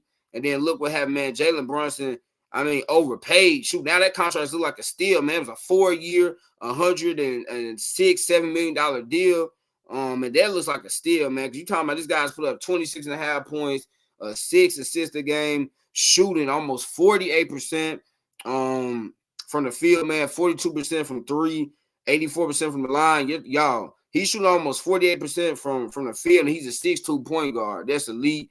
So I thought Jalen Brunson should have been a starter. Everyone else I agree with. Tyrese Halliburton, man. Tyrese Halliburton, one of the best young players in the league. This dude is so excited, man. He's had the Pacers off to an amazing start. Mr. Point Guard, not point guard, Mr. Point Guard. He reminds me so much of CP3, but just taller, man. In terms of just a pure point guard, y'all, I don't know if there's a better point guard in the NBA than Tyrese Halliburton. Like, seriously, unless, you want to say Luka or LeBron. But in terms of pure point guard, Tyrese Halliburton is the best pure point guard in the NBA. This guy's is a wizard with the ball in his hands. Not only that, but, man, he can shoot that thing from three, shoots it over 40%. Also is a pretty solid rebounding defender because of his height and his wingspan. So, again, Tyrese Halliburton, I agree with Jason Tatum, obviously. MVP conversation, man. The Boston Celtics have the best record in the NBA at 35-10. So, no complaints there. Giannis, the Greek freak. I think Giannis is also in the MVP conversation. Obviously, the other day they fired their head coach, Adrian Griffin. There was reports that him and Giannis did not see eye to eye, and that maybe Giannis went to management to request this. But Giannis is, man, they don't call him the Greek freak for no reason, man. This, again, he's in the MVP conversation, man, shooting almost 61% from the floor, averaging about 31 points, 11 rebounds, and 6 assists per game. So, made sense. And then Joel Embiid, y'all, who, Joel Embiid, I think we got to give it to him, man. Right now, Joel Embiid is the best player. Let me repeat, he's the best player in the NBA. And it's not just because the other night he had that 70-point game. Y'all, for the season, this dude is averaging 36 points a game. He has had 30 straight games. He's had 20 straight games, y'all, with 30 or more points. That is insane, including a 50-point game, a 51-point game, 42-point game, 41-point game, 40 game, 41, 41, and then 70. God, Joel Embiid is playing like the best basketball he's ever played, and he's staying healthy relatively, right? He has missed a few games. I think he's missed about 9 games, but Joel Embiid is finally healthy. He's playing at an elite level, and y'all also, man, this dude, he's averaging the most assists he's ever averaged almost 6 assists per game. So it's like he's continuing to improve. We know he's a really good defender. I tell you what, man, if it was a year the Sixers were going to really contend for a championship, it would be this year because Joel Embiid is playing some fantastic basketball. So my take on the Eastern Conference All-Star starters, I would have had Jalen Brunson be a starter instead of Damian Lillard. But, hey, other than that, I agree with everything. So let's get into my Eastern Conference reserve predictions. So first up, man, we got my man Spider Mitchell, Donovan Mitchell. I think Donovan Mitchell will definitely be making, I think this will be his 5th All-Star selection, if I'm not mistaken. And, I definitely think he'll be going to the All-Star game in Indiana, man. Donovan Mitchell, yeah, this will be his 5th straight. Donovan Mitchell is one of the best shooting guards in the league. He has really improved his passing, though. Obviously, as y'all know, Darius Garland has been out for a while now, and Donovan Mitchell has moved to the point guard spot, y'all. And it's been amazing because Donovan Mitchell is averaging the most assists he's ever had in the season at 6.2, and he's also giving you 27.5 points per game on great efficiency, and he's been more locked in on defense. Man, Donovan Mitchell, this is the best season he's had. I know last year a lot of people thought that was the best season he had, but this year has been even better because, again, he's more committed on the defensive side of things, and his passing, he's had to move to the point guard spot with Darius Garland being out. He's done it extremely well. Next up, we had a guy that I just talked about a few minutes ago, Jalen Brunson, point guard in the New York Knicks. I think Jalen Brunson will get his first All-Star game appearance. I know last year a lot of people thought he should have been named an All-Star, but he wasn't. But this year, without a shadow of a doubt, Jalen Brunson will definitely be an All-Star. I mean, y'all, yeah, I honestly got to admit, I'm surprised with what he's doing. We knew he was a really good player when he was with the Mavericks. We knew he was a really good player. We knew he was, but now we get to see him. He's the leader of that Knicks team. He's the best player on the team. And y'all, he is taking that baton and he ain't giving it back. Like, he is not giving it back. He took it from Julius Randle. Like, nah, this is my team now, man. And, you're going to be the second best player on this team. And got to give him credit, bro. He has done an amazing job. Jalen Brunson, oh, my gosh. Whoo. Lord Jesus, man. Jalen Brunson's a bad man. I really enjoy watching him play because it's great to see these little short guys, right? Him and Donovan Mitchell, they're not big, but they can score in bunches, man. They're very efficient. I like that because sometimes, man, you can have guards that aren't efficient, but Jalen Brunson and Donovan Mitchell are definitely efficient. Next up, we have his teammate, Julius Randle. I think Julius Randle will be an all-star. He hasn't been great shooting the three ball this year. But other than that, Julius Randle's been great. My only pushback on Julius Randle is, man, Julius Randle, please stop shooting so many jump shots, bro. Like, you so big, strong, and fast, just go to the paint. But Julius Randle's been great, man. Averaging 24 points, 9 rebounds, 5 assists per game. And again, I think the Knicks are deserving of having 2 All-Stars, right? They had the 4th best record in the Eastern Conference of 28-17. And I just think they're currently on a 5-game winning streak. And they have 2 guys that's deserving. It's not like I'm just saying this, well, he should get it because the team success. No, Julius Randle has been balling again. I just wish he would stop shooting so many threes. But other than that, Julius Randle has played very well. And I think he will be headed back to the All-Star game as he should. He made it, last year. And I think he'll be headed back. Next up, man, we have one of my favorite players currently in the league, y'all. Philadelphia 76ers star guard Tyrese Maxey. I think he will make his first All-Star appearance. And y'all, Ben Simmons who? Ben Simmons who? Ben Simmons who? Let me tell y'all something. Tyrese Maxey has made all Sixers fans forget about Ben Simmons because he's been better than Ben Simmons has ever been, honestly. When did Ben Simmons ever play at this level? When did Ben Simmons ever bring this energy to the game? And obviously, I know him and Tyrese Maxey are 2 different players. But y'all, let me tell you something. Tyrese Maxey, man, I love me some Tyrese Maxey. But he is one of my favorite players currently in the league. Man, I mean, this guy, y'all.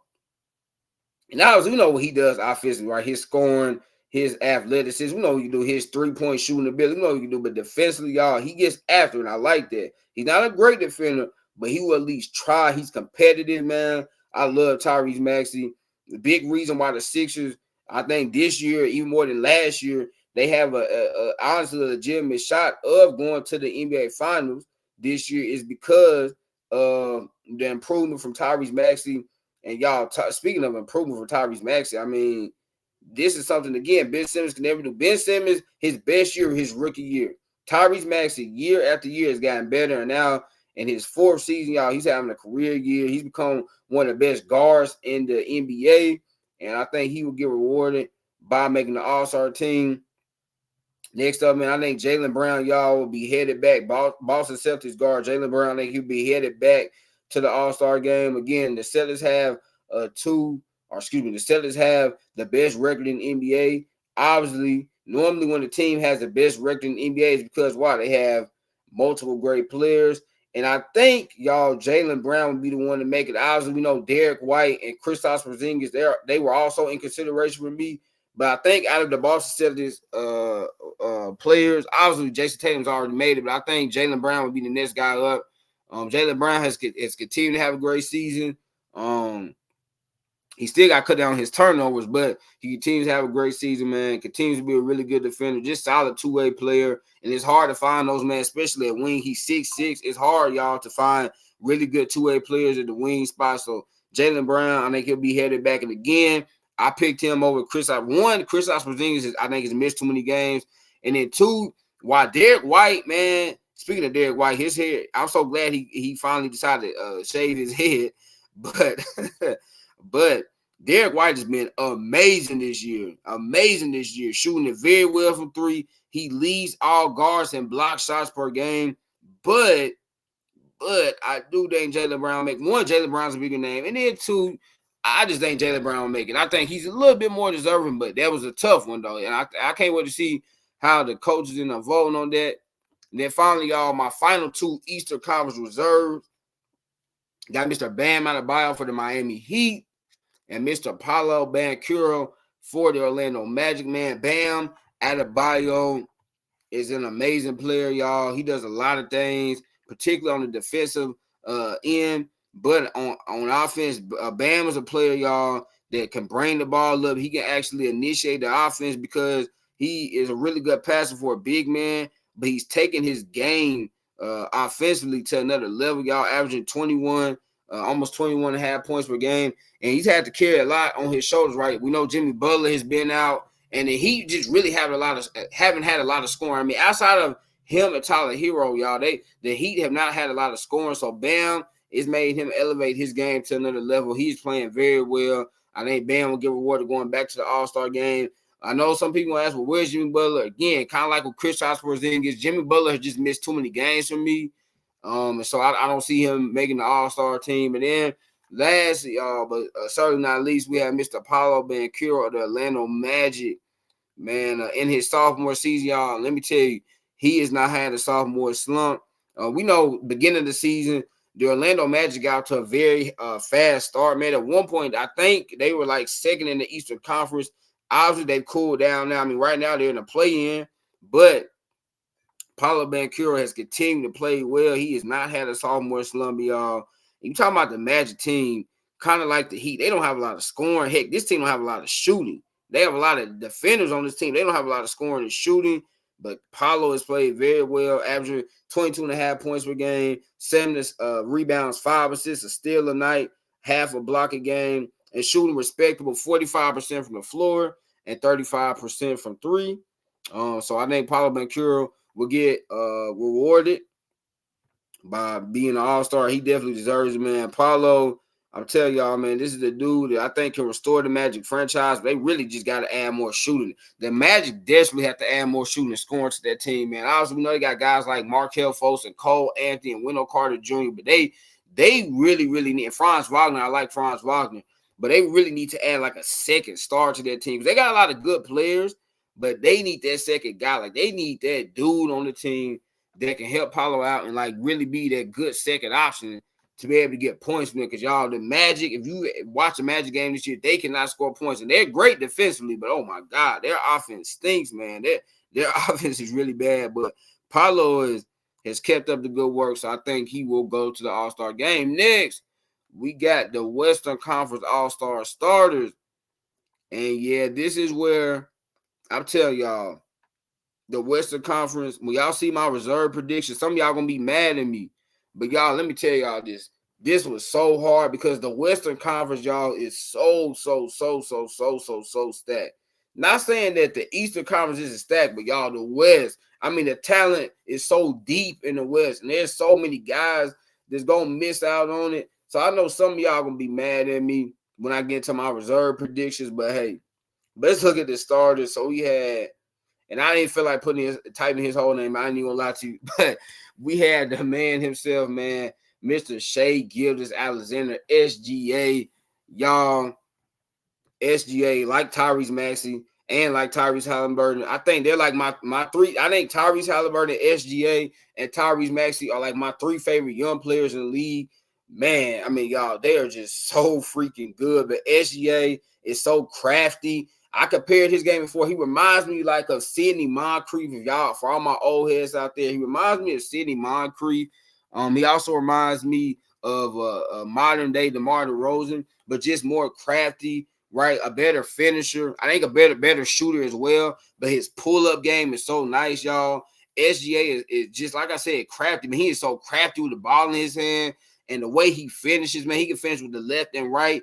And he just has a very, like, you are not going to speed him up, right? Like SGA, he goes at his speed. He goes at his tempo. I really, really love that about SGA, man. He just plays the game the right way. He had the Thunder rolling. Well-deserved SGA. You had Luka Doncic, LeBron, KD, and Nikola Jokic.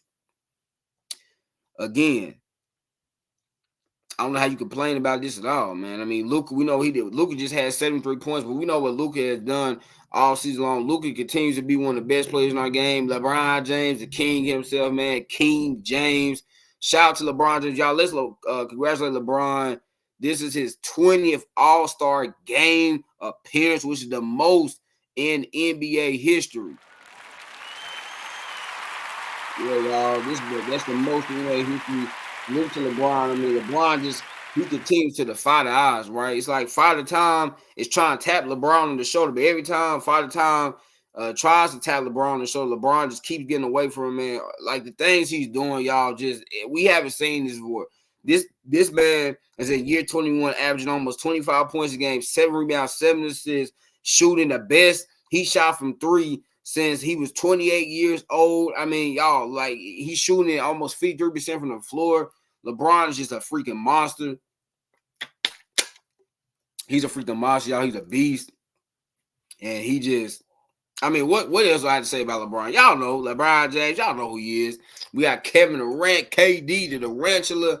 KD, man, like LeBron, just continues. Obviously not as old as LeBron, but KD is 35 and just continues to play like he's 25, man. KD the other night, if y'all watched the game, I watched it, played against the Chicago Bulls, man, had 43 points, 6 rebounds, 8 assists. I'm like, oh, my God. KD, y'all, shooting 53% from the floor, 45.5% from three.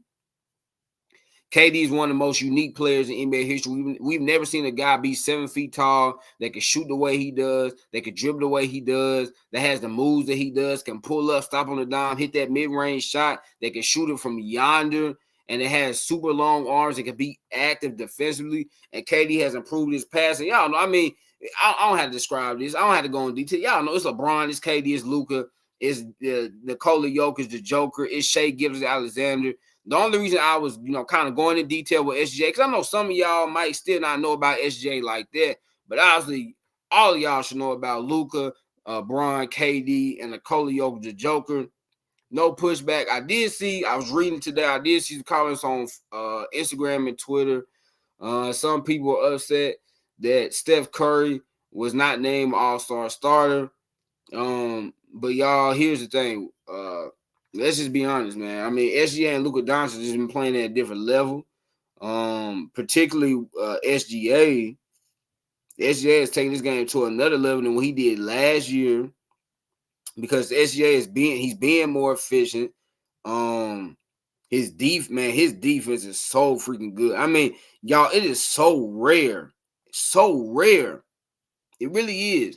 Because a lot of times when you have a great offensive player, or like an elite offensive player, his defense is lacking, or vice versa. When you having a great / elite defensive player, his offense is lacking. But SGA gives you the best of both worlds, because this dude is leading the league in steals per game, man, at 2.3 steals per game, and he's also averaging 0.8 blocks per game as a point guard.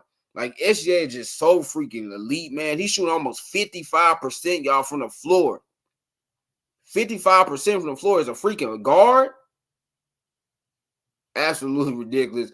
SGA, one of my favorite players in the league, man. Like I said, him, Tyrese Halliburton, Tyrese Maxey, probably my 3 favorite young guys in the league. Those dudes are on a different level, man. Our league is in great hands with those guys. But yeah, Western Conference All-Stars. I have no problem with this.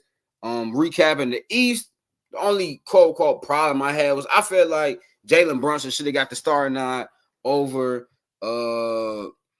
over Damian Lillard. I almost said Donovan Mitchell over Damian Lillard. But, hey, you know, Damian Lillard was still going to make it for me, but I just thought he was going to come off the bench. He was going to be reserved.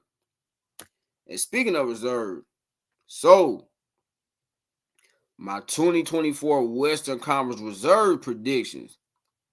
As y'all see, look what I got on here, man. Steph Curry, obviously Steph Curry, greatest shooter in NBA history, still playing lights out at almost 36 years old. The Warriors are a mess of a team. We know all the problems they had with Draymond, Andrew Wiggins, man. I don't know what happened to Andrew Wiggins, but Andrew Wiggins is starting to play like he did when he was with the Timberwolves, hence why they were so willing to trade him.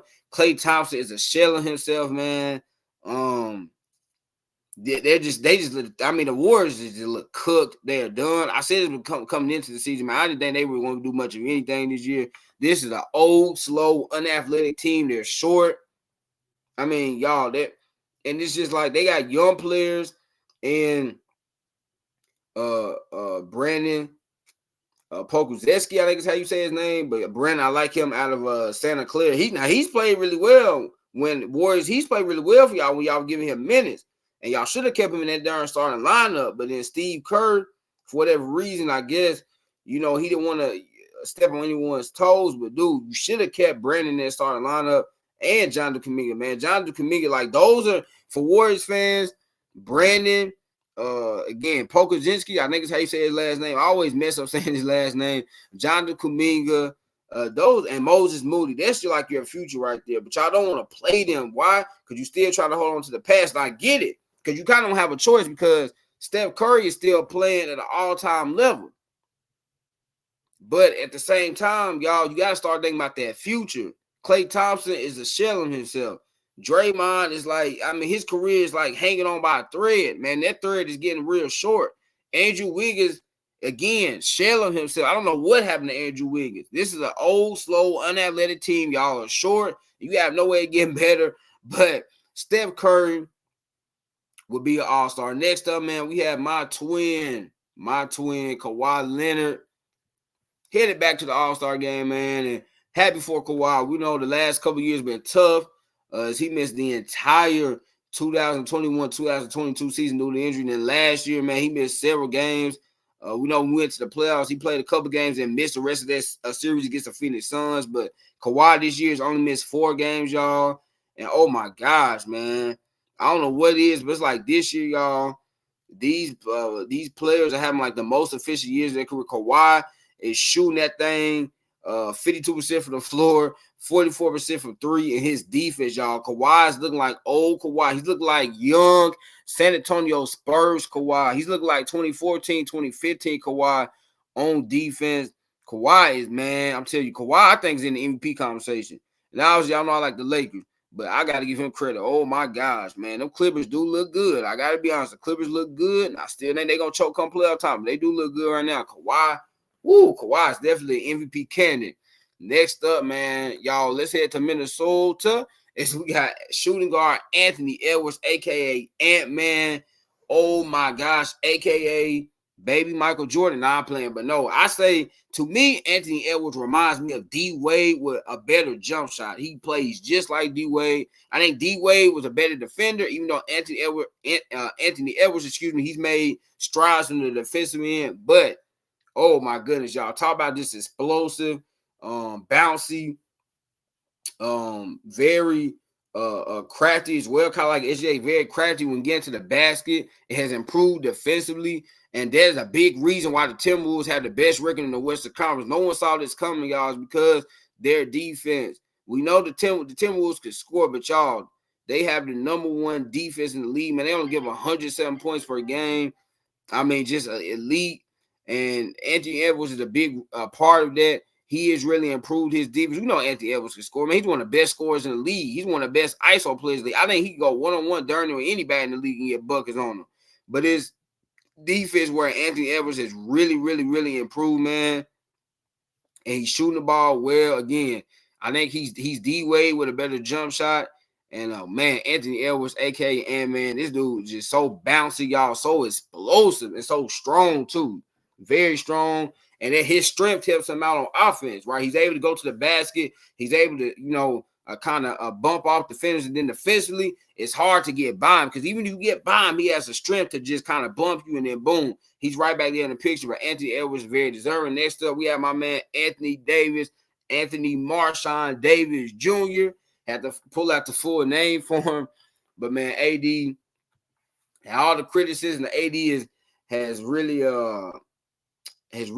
had to deal with the last couple of years. Oh, he's been injured. Oh, he's not playing well offensively. He's not being very aggressive offensively. Y'all, AD has only missed 2 games all season. Y'all hear that, y'all? Anthony Davis has only missed 2 games all year long. All year long, y'all only missed 2. And I think he's going to win, as he should, hopefully. He should win Defensive Player of the Year. Oh, my gosh, y'all. AD, 25 points per game, 12 rebounds, almost 4 assists. His passing, like Joel Embiid's, really improved.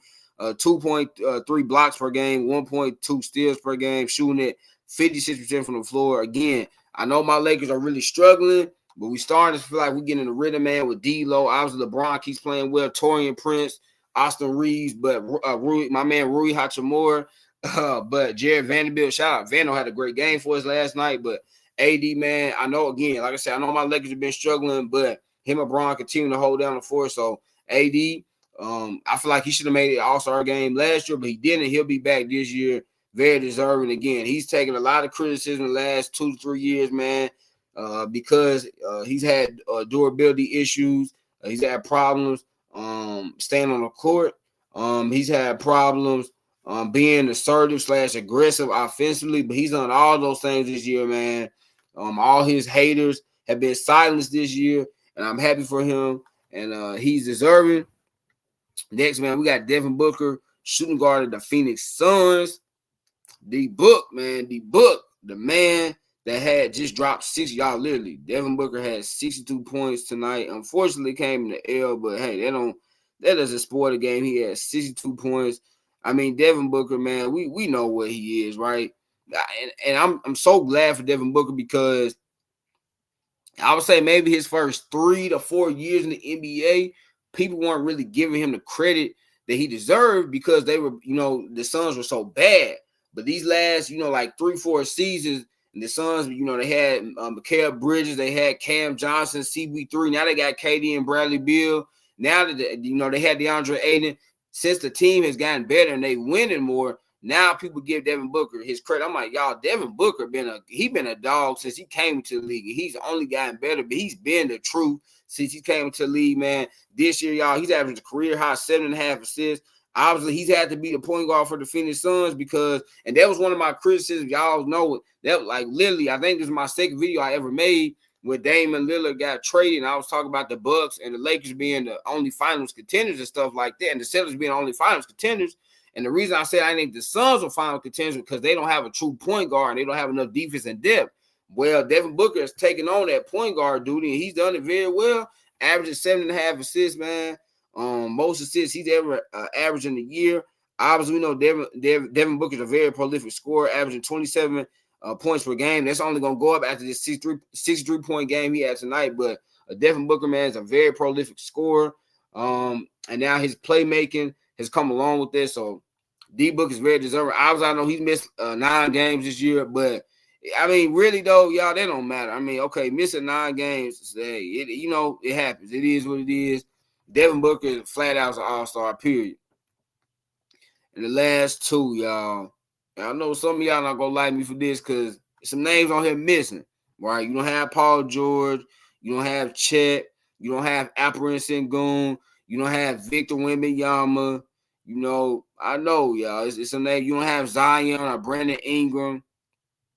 But for me, y'all, final 2, Western Conference reserves, De'Aaron Fox, point guard of the Sacramento Kings, Karl-Anthony Towns, power forward of the Minnesota Timberwolves. y'all, it's gonna be tough because I'm gonna be honest with y'all. I don't think this is gonna happen. I do think that next week, when the reserve list comes out for the West, I don't think Devin Booker and De'Aaron Fox are both gonna make it. I really think that Domantas Sabonis or Paul George probably gonna get in over De'Aaron Fox. I don't know why I just feel that way, but and with all due respect, man, to Domantas Sabonis, to Paul George, to Chet, like I said, with all due respect to those guys, y'all, De'Aaron Fox, and if y'all watched him last night on TNT, we thought De'Aaron Fox had an amazing season last year. He's been even better. Then I know he's missed some games. I think De'Aaron Fox he's missed I think he's only missed like 6 games, I think 6 or 7 games. But I know to some people that's a lot of games. You know, for some of y'all, that's a lot of games. But De'Aaron Fox, y'all had to put him in there, right? Like I had to put him in there because he's playing even better than what he was last year. Particularly when it comes to 3-point shooting. He's shooting 39% from 3. He's playing better defense too. Now I know it didn't show last night because he was going to get Steph Curry, but y'all, I had to put De'Aaron Fox in there. I had to put De'Aaron Fox in there. I really did. Now again, like I just stated, I really feel like when the list comes out next week, him and Devin Booker both will not make it. One of them, I think, is going to be left off the list. I really do. Because I feel like either Paul George, Domantas Sabonis, or maybe, I doubt this, but like maybe even Alperen Sengun will make it. But I really think, y'all, that it's going to come down to De'Aaron Fox and Devin Booker. Because I really think there's a great chance Paul George and Sabonis is going to make it. But I had to give De'Aaron Fox a nod, man. The Kings, it's crazy because the Kings literally had the exact same record this point in the season as they had last year. The only difference is last year, I think they were the 2 seed or the 3 seed. Now they're the 6 seed. Why? Because the West has gotten better, obviously. Great improvements from the Timberwolves and Thunder, the Clippers, Pelicans, Suns. So, you know, the Western Conference is a little bit deeper than what it was last season. And so that's why they're not, you know, as high as the standing as they were last year at this time. But Sacramento, again, they need to improve defensively. But De'Aaron Fox has improved defensively a little bit. And his 3-point shooters come a long way. We already know last year he was clutch player of the year. He continues to make clutch plays. But now it's extended to the 3-point line with Chelsea. Because we know Swiper the Fox, man, De'Aaron Fox is probably the fastest player in the NBA, man. He can get to that basket so darn quick. He can get up the court so darn fast. But now he has that 3-point shot to go along with that quickness and speed. And it's really helping him out. And finally, y'all, and for some people, this would be probably a controversial pick. But, y'all, the Timberwolves had the best record in the Western Conference. They had the second best record in the NBA. I had to give them 2 All-Stars. And it's not like I'm just picking Karl-Anthony Towns because, his team is the number 1 seed, or his team is the number 1 seed in the Western Conference. They had the second best record in the NBA. I gotta give it to him, though. Y'all, he's playing well. Okay, Karl-Anthony Towns, we saw he did. Obviously, he had 62 points the other night, but he's been balling, right? Like I stated with Anthony Edwards, a huge reason why the Timberwolves are having all the success they've had this year is because defensively, Karl-Anthony Towns, we know for years, y'all, we have criticized him for his lackluster defense. But this year, him and Rudy Gobert have really been holding it down. Man, they formed like a darn Twin Towers, right? Y'all remember the Twin Towers back in the day with Ralph Sampson and Akeem Olajuwon? Well, they're not quite that good, but they've been in like a little mini version of that, man. Because you're talking about 2 dudes that's, 7 feet tall, protecting the rim, man. They communicate with each other. Karl-Anthony Towns is shooting 44% from 3, averaging about 23 points, almost 9 rebounds a game. I had to put him in here. And again, for some people, this is going to be a controversial pick because you're going to be like, well, man, you should have put Paul George in there. You should have put Alperen Sengun in there. You should have put Chet Holmgren in there. But again, y'all, if I'm looking at it from a logical point, though, I really think we have to reward the team that has the second best record in the NBA, the best record in the Western Conference with 2 All-Stars, and they're deserving. Again, it's not like I'm just handing Karl-Anthony Towns this. He's deserving of this selection. I had to give it to him. Again, with all due respect to Paul George, to the Montes Sabonis, just for me, I would put Cat in here again. There's a chance he doesn't make it. Again, y'all, there's a chance literally the last two guys I have on my reserve list, there's a chance they don't make it. Because this could literally be Paul George and the Montes Sabonis. This could be Paul George and Chet Holmgren, maybe. I don't know. But for me personally, I had to put De'Aaron Fox and Karl Towns in the All-Star game, man. And again, like I said, my Karl Towns pick, I know that's going to really raise some eyebrows, but y'all, the Timberwolves had the second best record in the NBA, the best record in the Western Conference. They're playing extremely well. Karl Towns is playing extremely well. He's upped his game defensively. I had to reward him. I had to reward his team for the way they played this year by giving them 2 All-Stars. So, yeah, y'all, there y'all have it. That was my reaction to the 2024 Eastern and Western Conference All-Star starters. And I also gave y'all my 2024 Eastern and Western Conference All-Star Reserve predictions. So, man, what y'all think? Y'all agree? You disagree? Any comments? Any concerns? Man, we've been going there. I told y'all this is probably gonna be a long live stream because I had a lot to go over, and we still got a lot we got to touch base on. But y'all tell me, I think this is a good time because I've been going there for almost 2 hours now. I've been talking for a long time. I think now, y'all. Let's just let's take a little break. What y'all think? Y'all think we should take just take a little break. Take a little break, man, just to kind of calm down a little bit. Because again, I have been talking for a minute. So maybe y'all we take a little break. What y'all think? Just take a little break. Go get you some water, whatever you gotta do. So y'all, I'll be back in 5 minutes. I'll be back in 5 minutes, y'all. We'll take a little 5-minute break. Cause like I said, I've been going this thing for 2 hours, and I still got a lot. We gotta still touch base on a lot of other topics tonight.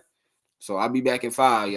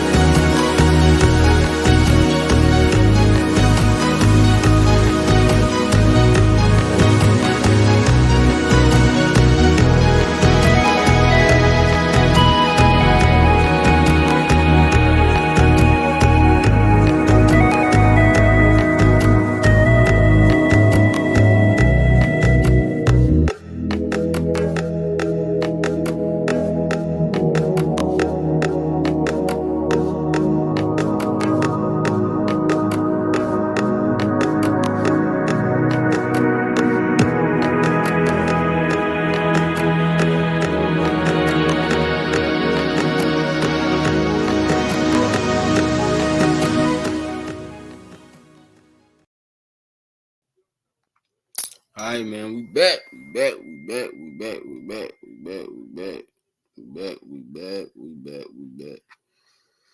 Whew. We've been in it for 2 hours. 2 hours, man. Appreciate y'all for joining me tonight, man. The longest live stream I've ever had. Oh my gosh, 2 hours. But it's been a lot, man. We had to talk about a lot, y'all. Had to talk about a lot. And I think I touch on one more thing, and then we'll get up out of here. And then we'll come back tomorrow. Also, y'all, I kind of want to, depending on who plays tomorrow night, because I wouldn't mind watching the Celtics and Clippers game tomorrow together with y'all. Depending on who plays now. I don't want to. They end up sitting at the Clippers, sit out Kawhi and Paul George and James Harden.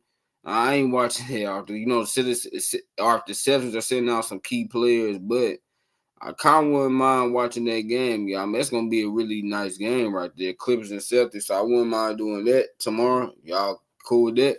But yeah, I wouldn't mind doing that, Clippers and Celtics.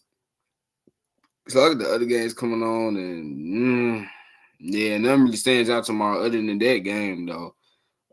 Rockets, net, yeah. Sixers and Nuggets. I mean, that'll probably be a solid game, but it'll probably be a solid game. But yeah, so we might do that tomorrow. But y'all, I'll definitely be going live tomorrow. I don't know what time or nothing like that, but I'll let y'all know. But I'll definitely be going live tomorrow. But I do want to touch on this one last thing, and then the rest of it we'll talk about tomorrow. Like I said, we'll probably watch that Clippers game together. I think that'd be fun. We ain't never done it together, y'all. So that'd be fun. But I want to just touch base on this as I promised y'all, as I would. Did you see this? Which team are you rooting for in the All-Star game? Well, of course, I have to root for LeBron James in the Western Conference. Even though, obviously, I mean, I like a lot of players in the NBA, and I got, guys on the Eastern Conference team that I like, but yeah, I got to root for the West. And I do think we better too. I mean, look at the West. Look at the guys. I mean, obviously, both of the teams have all-star players, but I think the West we're better. Yeah, I think we're better. But yeah, I would be going for the West. But last thing, y'all, let's talk about it, man. Finally, Jim Harbaugh is back in the NFL. It took him long enough, man. I knew eventually he was gonna come back, man. He finally back, y'all. Yeah, Jim Harbaugh is back. If y'all see the picture I got, y'all like, hey, is that Photoshop? Is that Photoshop? No, that's not Photoshop. It's not Photoshop, y'all. It's Jim Harbaugh. Back in the day, way back in the day, back in the 90s, was the quarterback for then the San Diego Chargers. And so, no, that's not Photoshop, folks. You're seeing that correctly. That is Jim Harbaugh right there in the San Diego Chargers uniform. So I decided to use that picture because I'm like, hey, it looked pretty cool. So let's use that picture. But yeah, Los Angeles Chargers new head coach Jim Harbaugh. And finally, y'all, he's back in the NFL after not being an NFL coach since 2014. He is back, and we knew eventually, y'all, he was gonna come back. He did what he had to do in Michigan, right? He went back to his alma mater. He brought them back to relevance, and they just won a national championship earlier this month. He did everything he needed to do. With the way college football is going, y'all, I'm telling you, college football, I think it's going to be a different champion every year, right? It's so competitive. I just think that Jim Harbaugh, I'm going to be honest, I don't even know if there's any guarantee he would ever go back to the college football playoff, let alone win a national championship. So now is the time, as the old people say, man, you got to strike while that iron is hot, and that iron is very hot. But let's talk about, man, Jim Harbaugh, NFL coach resume. So he has a 44-19-1 record, 2 NFC West Division titles, 3 in the NFC Championship game appearances, 1 Super Bowl appearance, 11 or more win seasons, 0 losing seasons, and he was the NFL Coach of the Year in 2011. I mean, Jim Harbaugh, very decorated, man. Even way back in the day when he was a head coach at San Diego University, man, he brought them to prominence. Then he went to Stanford, had a 12-1 season.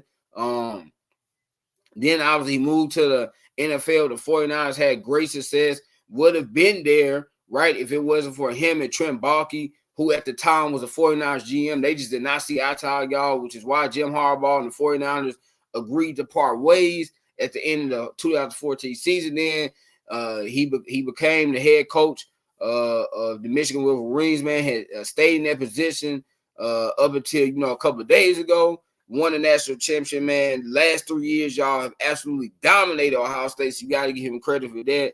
And again, Jim Harbaugh, very decorated. This is an A++ hire. This is LA, y'all. Y'all know LA, man. What is it? LA, they go big game hunting, man. You cannot just bring in any little old coach. They need a guy like Jim Harbaugh he has a lot of baggage with him, I'm not going to lie. But you need that. This is LA, man. This ain't Nashville or something. This ain't Seattle, Washington. This is LA, okay? And we know the Chargers don't have a great fan base. It is, right? They don't have a great fan base already. So you need to bring in a coach like Jim Harbaugh, who has a huge personality. You need this. That's why I'm like, when I heard they were interested in Mike Vrabel, I'm like, dude, really? Like Mike Vrabel? He doesn't fit LA. No, LA, man, this is big personalities, y'all. You gotta, like, LA is different. You gotta have some swagger. When you out in LA, you gotta have some swagger to you. When you're a head coach, you gotta have some swagger. You cannot just bring in anybody, man. So this was the route the Chargers need to go. And for Chargers fans, y'all should be happy because this is, like I said, this is the route y'all need to go. And I'm glad y'all did this, man. I get this hire, like I said, an A++++. This is a great hire. And yeah, Jim Harbaugh, new head coach of the Los Angeles Chargers. And tomorrow, y'all, when I go live, we'll get into, more of like the Chargers problems and like, things of that nature, kind of like what Jim Harbaugh is going to have to fix about this team and how he can get it right and stuff like that.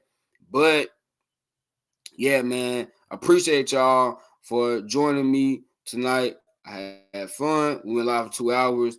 I'm gonna watch the rest of the Spurs game probably, or some game. I don't even know. I don't know why I'm watching the Spurs right now, but I'm gonna watch catch up on some NBA action.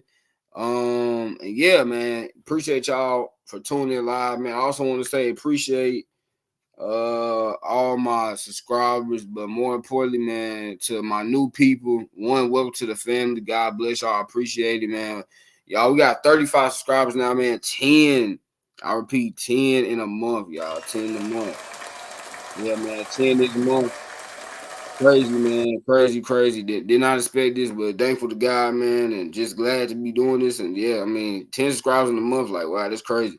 So, man, we started out 2024 in a great way. Also, man, my Jay and Dan's video got like, I think 549 views or something. I mean, y'all, man, God is doing great things early this year. Like, he ain't even waiting late. Like, he's hitting it. He's hitting all the blessings to start the year, man. So I'm very appreciative for him. Very appreciative of him, man. Very appreciative of y'all, man. So thank y'all. Like I said, I will be going live tomorrow. I don't know what time. I'll let y'all know, but I'll be going live tomorrow. And like I said, we'll probably, y'all, I think it'll be fun. I'll probably end up, we'll probably watch the Clippers and Celtics game together, long as all the star players are playing. Because I'm sorry, I can't watch. I can't be out there watching like Sam Hauser or Kobe Brown, somebody like that out there playing. I can't do that. So as long as the star players are playing, we'll watch the game. Or if not, we'll find some other NBA game to watch tomorrow. And then obviously, y'all know, man, we got championship weekend in the NFL. Y'all already know my picks, right? I picked the Chiefs 49ers Super Bowl. I'm still sticking with that. I picked Chiefs Ravens AFC Championship game. I picked 49ers Buccaneers NFC Championship game. I was close to that. So I was almost close. I almost got both of the championship game picks correct. But yeah, man, still sticking with Chiefs 49ers and had the 49ers winning the Super Bowl. But yeah, that's still how I feel about that. But again, man, thank y'all for tuning in, and I will talk to y'all tomorrow. Y'all know I'm in it, man. I love y'all. God bless. Peace.